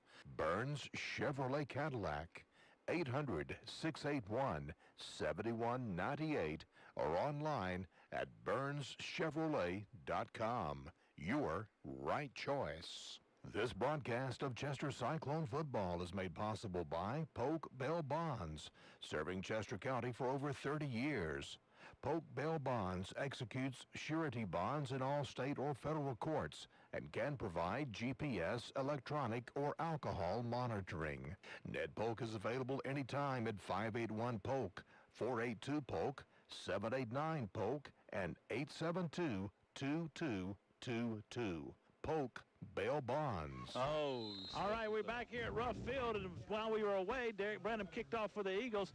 Ball was a low line drive, end-over-end kick taken by Waters at about his own 10-yard line. After fumbling it a little bit, bobbling the ball, he took it over the right side and got up to about the 37-yard line. He had one man to break, but he slipped just before Derek got to tackle him. I know Derek was devastated. He got tackled by GG. Green grass, that's right. 46-6, Eagles over the Charleston Collegiate Sun Devils. Halls, the quarterback, his name is Mason Halls. He's in the shotgun formation, got a running back behind him, Dallas Waters. If you're just joining us, they lost their best running back, Singletary, within the first quarter. So in the snap, he's going to look back. The Eagles putting pressure on him. Ball falls incomplete across the middle. He tried to hit Montrell Davis, who is a 8th grader. How about that? He's an 8th grader playing on the varsity football team. Ball falls incomplete. We have a running clock, guys. Yep. 11 minutes and 10 seconds to go in the third. Second down and 10 for the Sun Devils. If I'm the Sun Devils, I've got to get that ball in the hands of 12. They are looking at their wristband. It ought to just say, throw it to 12. Hall's in the shotgun formation. A little backyard football play there. Running back behind him. Takes the shotgun snaps, low snap. He fakes the handoff. He's going to try to throw downfield. He throws it high, and the ball falls incomplete. On the coverage for the Eagles is number 4, Drew Caldwell, but he was trying to hit his man out there, Aiden Anderson, Jeff. Yeah, it's, he drops back and he just throws it, which he's a young guy. He's a 10th grader, so he's still learning. He doesn't, when he has time to set his feet and throw, he can get the ball down the field. He can. That defensive front for the Eagles is just overpowering his offensive line. Let's give him some credit. Sammy Bannister, Sam Clyburn, and John Russell have been in there a lot on defense. Snap, fakes the handoff to the guy coming across the middle, throws high. Ball falls incomplete. Going to have, I believe, a roughing the passer call here on number 40 for the Eagles, Sammy Bannister. Let's give credit where credit's due. We've had 3 consecutive good snaps. 3. Yeah. Maybe they hit the reset button.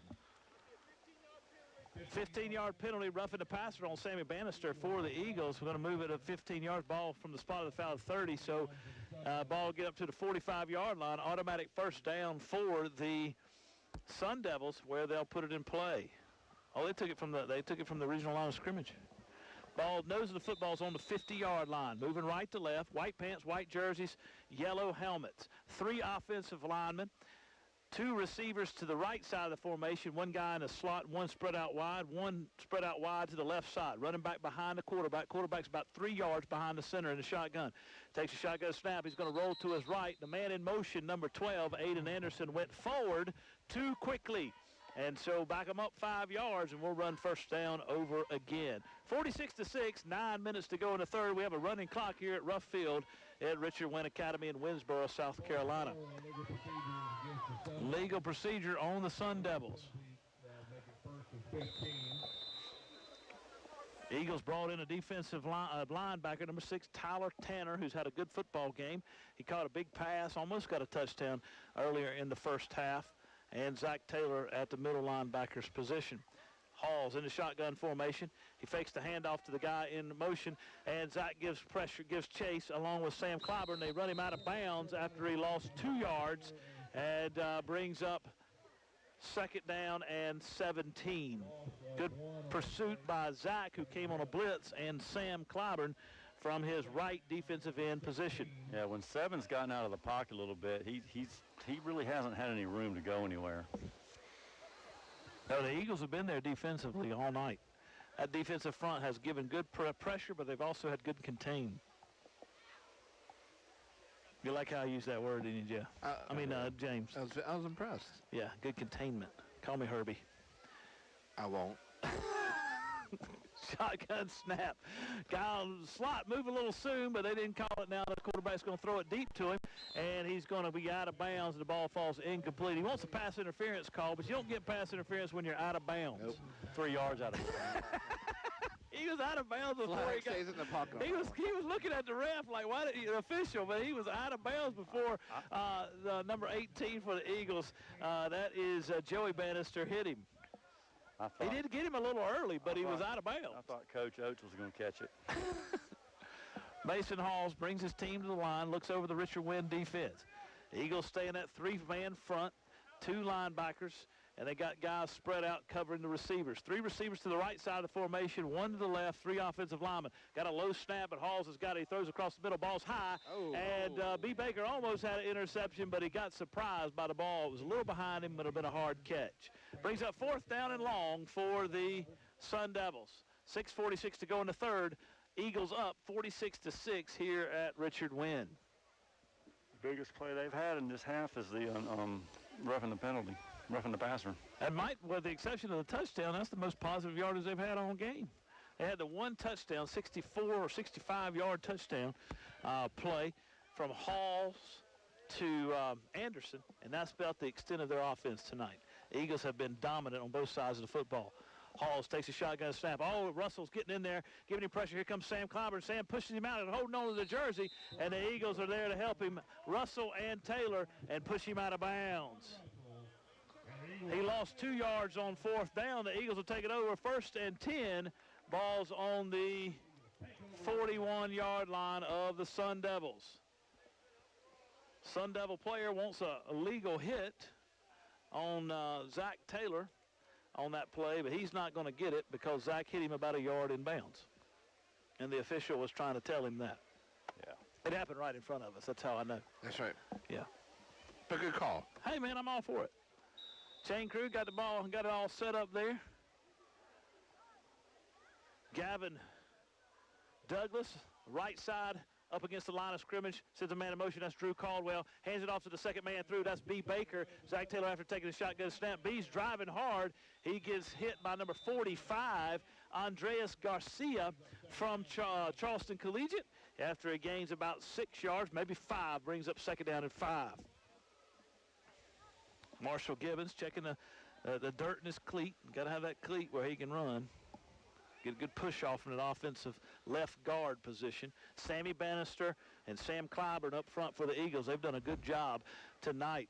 Did you get a lot of dirt in your cleat in your day, Clint? You got it, brother. My opponent's got a lot of dirt in their face as I throw it in there.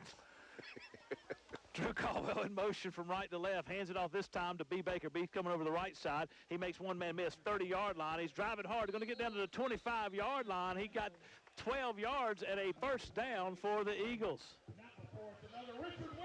They spotted him at the 24-yard line of the Sun Devils. Yeah, it was not uncommon for me to grab a handful of dirt, James, toss it up into the eyes of the defense. You've been to Gastonia before? You've ever been to Gastonia? Oh, yeah. Well, I drive through. I don't stop. Let me tell you something. Hunter Huss? Oh, yeah. You seen the statue? No, I've never seen a statue. You ever seen the statue of Clint? It came down this summer. Part of protest? No, they took it down to protect it. All right, here we got 2 receivers to the left side of the formation. Sends a man in motion. That's Douglas. Hands it off to B. Baker over the left side. B's at the 20-yard line, 15-yard line, waiting on the hole to open. He's going to get over to the 10-yard line, down to almost the goal line, but there is a holding call on one of the offensive blockers. Nice tackle by Julian Williams down there for the Sun Devils. It's going to come back. Called a holding on the left guard. I'm not going to call his name. I like him too much. He's number 7, though. It's 46-6, 3:30 to go in the third quarter. Eagles all over the Sun Devils looking to add to their 40-point lead here at their first drive of the second half. 10-yard penalty from the spot of the foul. Umpire's trying to figure out where he needs to go spot the ball. Coach Paul Brigman not happy with this decision-making. Well, he was trying to help them. They didn't want to help, though. Well, I can understand that. I'm going to go with Coach Brigman's help. Might have been a tad biased. What do you think? You can see it that way if you choose to. Yeah. I mean, I just know if I was in his position, mine would be a tad biased. You know, when I played at Hunter Huss, you know, our motto was, we might not win the game, we're going to win the fight afterwards. That's Gastonia. That's not just Hunter Huss. That's just Gastonia. Zach Taylor in the shotgun formation. Baker behind him. Takes the snap. Hands it off to Baker. Baker's carrying the ball up high at 20-yard line, getting down to about the 18 before he is tackled out there by number 1, Dallas Waters for the Sun Devils. So, Clint, what you're saying about your football career is after the play was done, the guy you tackle or defend it would get, his face back just be covered with dirt. And no. That was when, like, I'm not proud of it, but if a guy lined up across me, I was playing right tackle on the offensive line, lined up across me, I would throw a little grass in his face as the play got going. Got to try those things. I might trip somebody in the interior of the line. Taylor takes a shotgun snap, runs over to the left side of the formation. He's going to get to about I believe they're going to spot him inside the 15-yard line. It's hard to see that line. I believe it's inside the 15-yard line, maybe the 14. 46-6, 1:50 to go in the third quarter. Taylor picks up a first down for the Eagles. You know, when Sun Devils coach starts looking at the film, they're going to watch and they're going to think, number 1 had a pretty good game. Number 1's been all over the field. He's played his heart out, hasn't he? Number 1's had a good game, so has 12, and so has 4. They're smallest kids. Waters is a junior, and he is playing really, really hard. He's got a good, as the commentators on TV would say, he's got a good motor. Taylor takes a shotgun snap after he claps. He's going to roll to his right. He breaks free. He's going to get to the 5-yard line, goal line, almost in. He's going to be down at the 1, but it's coming back for a hold, and I believe the hold's on my main man, Joey, in the interior of the offensive line. Joey looks like he belongs on the line. He's got that build. Yes, he does. He's got a big old beard, too, and growing his hair out. He's what you want your lineman to look like. He's a hog. Oh, yeah. He's a hog. I say that in a positive sense. Face mask. Grasping the face mask on the Sun Devils. Half of this to the goal. First and goal for the Eagles. Well, it happened right there at Joey. I just assumed it was a hold, but maybe they grabbed his face mask because he was dominating them. That's right. They had nothing else to do. That's why they could stop them. That's right. Taylor looks to the sideline to get his offensive play call from his coaches. Looks to his wristband. So does B. Baker, Drew Caldwell, Gavin Douglas. Got a tight end to the right side of the formation. That's Joey. Going to run the option over here. Going to pitch it back to B. Baker. B's inside the pylon. Touchdown, Eagles, 46-6 with time running out here in the third quarter. It's going to be 52-6. Eagles, they're going to leave their offense on the field, looks like, to go for two. That's the last play of the third quarter. We'll take a break, and we'll be back. Eagles up 52-6. Tonight's broadcast of Cyclone Football made possible in part by Chester County Natural Gas Authority. As Chester County Natural Gas celebrates 60 years of service to their customers, they remind you natural gas is the most efficient and effective way to heat your water, heat your home, dry your clothes, and to cook your meals. Contact Chester County Natural Gas Authority Monday to begin enjoying the comfort and affordability of clean burning and efficient natural gas. Tonight's game is made possible in part by Quacked Glass, your mobile glass auto replacement service. Quacked Glass will come to you and solve your glass auto needs. They're local and part of the community. Quacked Glass is American-owned and Carolina-grown, serving both North and South Carolina, now with an opposite care winds. 866-787-8225 or online at quackedglass.com. You can trust the Duck. All right, we're back here at Richard Winn Stadium, or Richard Winn Academy, rough field at Richard Winn Academy in Winnsboro, South Carolina, calling tonight's game between the Eagles of Richard Winn and the Sun Devils of Charleston Collegiate. The Eagles, while we were in the break, got the two-point conversion. They're up 54-6 with 12 minutes to go in this football game. We got a running clock. The Eagles are dominant. I tell you what, they're getting set up nicely for homecoming next week, James. They are. And I'm looking forward to seeing how this season progresses. I think the Eagles got a good chance to make a deep run. That's what we're hoping for. Sorry. Hey, James, I got a question for you. You've seen a lot of eight-man football. Do you ever see quarterback under center, or is it all shotgun? No, you'll get him under center. We see a good bit of plays with our team, Richard Winn, with the quarterback under center. I guess what they're working on tonight, we're just not going to see it much. But no, you do. Yeah, I guess it's one of those things you just kind of figure out what suits you best. You know, when Chester plays next week, they're going to play Mid-Carolina. Mid-Carolina's going to be a power running team. We hadn't seen one of those. We typically have a hard time with those, the Cyclones do, but it's unusual to see a power running team in high school football anymore. But I guess it's like you've played to your strengths, don't you? Derek Brandon's got a high end-over-end kick. Going to be taken by Waters at his own 18-yard line. He's up over the 30, 35. He's still on his feet. Jeff's right. He's had a good football game. He broke free of a couple arm tackles. He's still driving hard. He's getting up to about the 50-yard line to the 49-yard line. That might be the run. That might be the play of the game outside of the long touchdown pass for the Sun Devils tonight, Jeff. He could play on my team any day. Yeah, he's a hard player. He plays hard, doesn't he? Like a good guy with heart. He is tenacious. Sun Devils take over at the 50-yard line, 1st and 10. Sun Devils take it over. The nose of the football will be on the 50-yard line. They're moving left to right here with 11:21 to go in the fourth quarter. Trailing the Eagles 54-6. The Eagles had a guy on the field, number 31, Ben Clowney, a freshman. They took him off, put John Russell back on the field in his place. Got a new nose tackle, number 17, Austin Lancaster. And a new defensive end on the right side of the formation. I'll get his number in just a minute. It's a shotgun snap, a low snap, a pitch to Williams. Williams starts to the right side. He reverses field, tries to get back to the line of scrimmage, and I think he does before he's tackled by Brian King, who's in the ball game at that right defensive end position for the Eagles. Staying home. Yes, it was. It was. He was well disciplined there. Well disciplined. Ball was pitched to Williams on the right side. He was supposed to run right, reverse field, went back to left, and was tackled there right at the line of scrimmage. Second down and 10 for the Sun Devils. 10:25 to go in this one. It's been all Eagles from the start. Hall's in the shotgun formation. Julian Williams in the running back position behind him. Two receivers to the right side of the formation, sends a man in motion. Gets a snap, fakes the handoff to the jet sweep. He throws on a wheel route. Guy 21 catches it, goes out of bounds. That's a good play there. And he's tackled out there by number 5 for the Eagles. That is Jacob Chasen.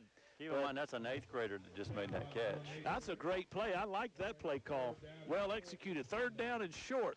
Gained about an 8 on the play. Brings up 3rd down and 3. He came through on that jet formation, that motion, and just rolled out there to the flats, and the quarterback hit him well. Sends it in motion again. Ball was rolled back to the quarterback. This time Hall is going to take it. He's going to drive forward, and he got about a yard on the quarterback keeper before he was tackled by number 15, John Russell. But I believe there's going to be a holding call here, and I think Coach Brigman will back him up 10, and we'll replay 3rd down. 9:20 to go in this one. Eagles all over the Sun Devils, 54-6. Eagles bringing in another reserve, Colton Hatchell here, taking John Russell's place. John Russell's played a good football game, James. He has. John's a good ball player. Played hard at that defensive end position on the left side. John just likes to hit people. He's good out there. Eagles have number 17, Austin Lancaster, in at the linebacker position as well. Waiting on the shotgun snap. Halls. It's rolled back to him. He catches it. He's going to throw it downfield. His ball's up in the air. Anderson tries to come back to it. He's going to get a defensive holding there. B. Baker put the arm bar up and kept him from getting it. And I'm going to tell you, number 12 got that penalty because he was trying to come back to the football. Right. And that's why he threw in the flag. If he just kept running it and never called it. Or he just kind of, because that ball was underthrown, but he was trying to make it back, and B. Baker arm barred him. That ball was underthrown by 12 yards. Yeah. But there's no uncatchable in the high school ball. Well, I think it's the right call. Right, I'm just saying. Right, yeah, exactly. I know what you're saying. Yeah. Yeah, I think that situation was the right call. It was 3rd down and 14. A penalty on the defensive secondary here for the Eagles. Let's see what they're going to call.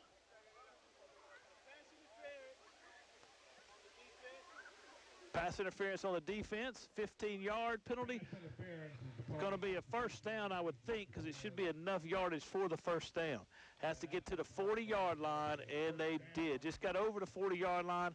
That's going to be a 1st down. So 1st and 10 for the Sun Devils. I'll tell you what, they've had 2 drives in the second half, and both of them, the Eagles have given them 1st downs on both of them. The only 1st downs they got by penalty, one was a roughing the passer, and that was a pass interference. 1st down and 10, 54-6 Eagles, 8:27 to go in this ball game. Officials trying to get it all sorted here. Halls is going to stay in the shotgun. Williams in the backfield with him. Going to line up just to his left. 2 receivers to the left side of the formation, 1 to the right. Waiting on the snap. Ball's low again. He's going to run to his left, Halls, to try to break free. But he's getting chased down back there, and he got tackled by number 8, Brian King. Got a good play for the Eagles. 8:05 to go. Good play by the Eagles there. Big loss of 7 on the play. Brings up 2nd down and long. Eagles bring in number 23, Cole. How you say his name, James? Coach. Mason Hall's quarterback for Sun Devils. He's had a rough night. Bringing in Christopher Coach for the Eagles. He's going to play in a defensive secondary as a cornerback on the right side of the formation. Hall's waiting on the snap. He got a low snap again. Oh, the Eagles giving chase. He was the Eagles defensive end, number 27, Colton Hatchell, was not even touched. He was unimpeded in his opportunity to get to the quarterback there. Be a loss of about another 8 yards. Ed Hockley from the NFL would have said that was an unimpeded path to the quarterback. That's a 5-yard penalty. We have a neutral zone infraction, unimpeded path to the quarterback. 3rd down and really long. Lost 8 on the play there. 3rd down and 25. Somebody, I said earlier, James, 3rd down a country mile. Somebody sent me a text, said, what's a country mile? Long. I said, really long way. Ball rolled back to the quarterback.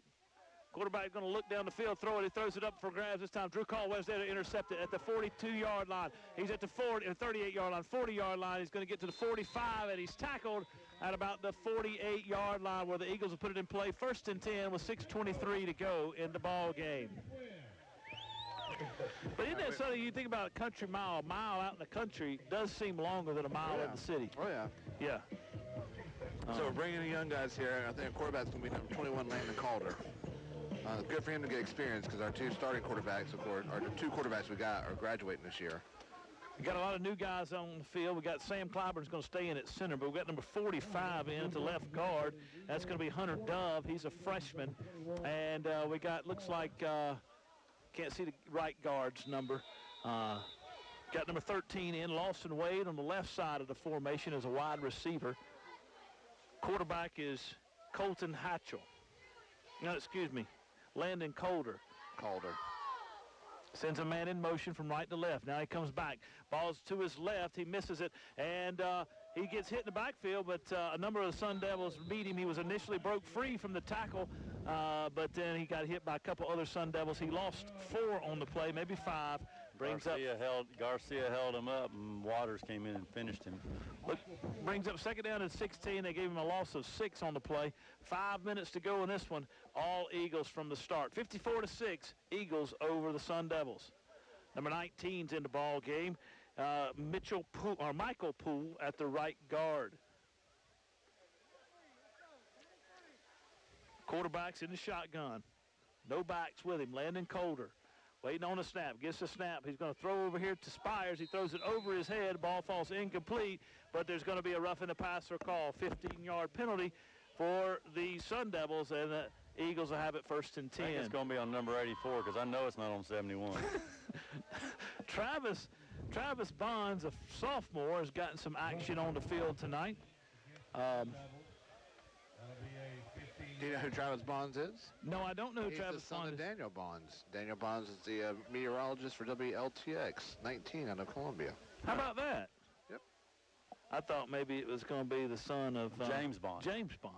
Well, that's a distant cousin. That would have been awesome. If you had told me his dad was James Bond, I'd have gone crazy. That's his grandfather. That's awesome, man. I have no idea. How awesome is that? MI6, baby. They all drive Aston Martins, though. I love it. Calder in the shotgun, waiting on the snap. He says 2 men in motion. We got 2 men going in motion. That's not going to work. That's not going to work for the Eagles. Number 8 and number 22 are both in motion at the same time. Back them up 5 yards. Brings it's 8-man football, not Canadian football. That's right. That's right. Back them up 5 yards. We'll try this second down play again. So number 23 is back in. That's Christopher Kelch. Got to get a correction on that. Kelch. Christopher Kelch, okay. Like the O is silent. Gotcha. I'm with you. Thank you. Appreciate that. I'm not very good with names. I'll be the first to admit that. Number 13 in the ball game, Lawson Wade over the left side of the formation, split out. 3 linemen. Sam Clyburn has played the whole game at center. This ball was snapped back to the quarterback well, but he handed it off to Drew Spires on the end around, and Drew Spires got hit pretty quickly and was taken down for a loss of about 4 on the play, maybe 5. 2:49 clock rolling, 54-6. Most likely the last possession of the game for the Eagles, one way or the other. Calder in the shotgun formation, moves Spires to his left in the backfield. 2 receivers to the right side, takes a shotgun snap. It's a jailbreak screen, and he threw it to the middle, and the guys had it set up with the exception of number 21, who made a great stop there, and that was Montrell Davis. Or is that 71? I think that's 71. 71, maybe, yeah, because, Montrell is a little small guy. 71 made the stop, Jeff. Nathaniel Rock. He did. He happened to be in the way. Calder in the shotgun, waiting on the snap. Claps his hands, he got the snap. He throws it, ball's batted down by number 82, Aaron Jacques. Ball falls incomplete. Brings up first down for the Sun Devils. Ball's on the Eagles 49-yard line, 54-6, 132 to go in this game. The Eagles have been all over them from the start. I would argue 71 is the biggest guy on the field. Wouldn't you say that? Oh, yeah, without a I'd say question. he's a 250 to 260. Well, yeah, 71's probably as big as me, if not bigger. I mean, he's a big old dude. He kind of runs around and plays like my son Joshua, just kind of flops. Eagles got number 27 in, Colton Haschel at the defensive tackle position, defensive end position. It looks like that's going to be, the Sun Devils are content to let this clock run out, 54-6. It took a knee, and that's going to be the end of the ball game, I would think. We've seen that before. We have seen that before. This time it was justified. The last time we saw it, it wasn't. Don't bring that back up, Jeff. I just got some of them people talking to me for the first time in 6 years. Well, looks like the Eagles are going to be victorious here tonight, as if it was ever in question. 54-6 over the Sun Devils from Charleston Collegiate. That's going to be the end of the ball game. Eagles are going to win 54-6. They're not going to be able to shake hands due to COVID-19 rules, so I guess they'll line up on the hash marks and wave at each other. Yep. And that's how they do it, which is the way they do good sportsmanship in the time of the pandemic. Makes good sense. In some senses, I mean, they've been hitting each other all game. Why can't they shake a hand, Jeff? You know, they've been tackling each other. That's the end of the ball game. No shaking of hands because of COVID-19 rules, which I appreciate a lot of those rules. That one just doesn't make a lot of sense to me. We'll take a break, and we'll be back as we wrap this up. Richard Winn Eagles victorious 54-6 over the Sun Devils from Charleston Collegiate. For over 77 years, Fairfield Electric Cooperative has delivered electric energy to our consumer owners. As a Touchstone Energy Cooperative, we are part of a nationwide community of local, not-for-profit cooperatives committed to enhancing our customers' lives and livelihoods by providing reliable power, high-quality customer-focused service, and valuable products and services. We're Fairfield Electric Cooperative, your Touchstone Energy partner, proud to be a part of tonight's Cyclone football coverage on WRBK. Sam's Equipment, 1872 J.A. Cochran Bypass in Chester can take care of all your small equipment needs. Sam's carries Hustler residential and commercial mowers, steel handheld equipment including trimmers, chainsaws, blowers, edgers, and accessories. Websites, hustlerturf.com and steelusa.com. 803-377-2122. Open Monday through Friday, 8 until 5. Sam and Troy support the Chester Cyclones. Tonight's Chester Cyclone football game is made possible in part by First Citizens Bank. At First Citizens, we believe that banking is all about the people we serve, and we work hard every day to make sure our customers know how we feel. First Citizens Bank with offices in Richburg and Chester. That's First Citizen Bank, forever first. Tonight's Cyclone football coverage on WRBK made possible in part by Dr. Sam Stone and his staff at Lowry's Family Medicine in Chester. Lowry's Family Medicine provides health care from birth to the golden ages and is located at 517 Doctors Court off of Wilson Street Extension. Dr. Sam Stone and his staff are proud supporters of the Chester Cyclones. All right, we're back here at Rough Field at Richard Winn Academy, and the Eagles. Yeah. Thanks for joining us, and it was good fun, man. Thank y'all for coming. Glad y'all got to come out and do this and experience it. Anytime. Y'all are welcome to come anytime. Thank you, man. I appreciate that. But it was fun. Now, we're going to wrap it up from here. Not much to say other than the Richard Winn Eagles were dominant in a 54-6 win over the folks from Charleston Collegiate, the Sun Devils from Charleston Collegiate. Richard Winn has homecoming next week, and I think the meat of their schedule starts picking up some next week. And we've been told next week's going to be probably more of a challenge for them. And we hope and wish them the best. I think they're well poised to make a good run. Got a veteran football team, athletic football team, and a football team that plays hard. We'll end here tonight. You guys take care. Thanks for joining us. This has been Richard Winn Eagle football on high school football on WRBK. This broadcast of Chester Cyclone football made possible in part by Founders Federal Credit Union, We're working to provide their members opportunities for financial success as only part of their commitment to Chester County. Founders makes it their mission to support this community, from arts to education to economic development. Founders, committed to bettering lives by bettering communities. Member NCUA. Barron Funeral Home at 133 Wiley Street in Chester and Dancer Baker Funeral Home, located at 26 Underwood Avenue in Great Falls, are proud to help bring you tonight's broadcast of the Chester High School football game. They wish the Cyclones great success this season. The staff of Barron Funeral Home and Dancer Baker Funeral Home continue to serve the people of Chester County with courtesy and dignity. Tonight's game's made possible in part by Joe's Towing and Wrecker Service. Joe's Towing and Wrecker Service is located 2581 Lancaster Road in Chester. They offer local and long-distance towing, heavy-duty towing, and service 24 hours a day, 7 days a week. Joe's also does big truck repair along with truck and tractor tire service. More information is available at 58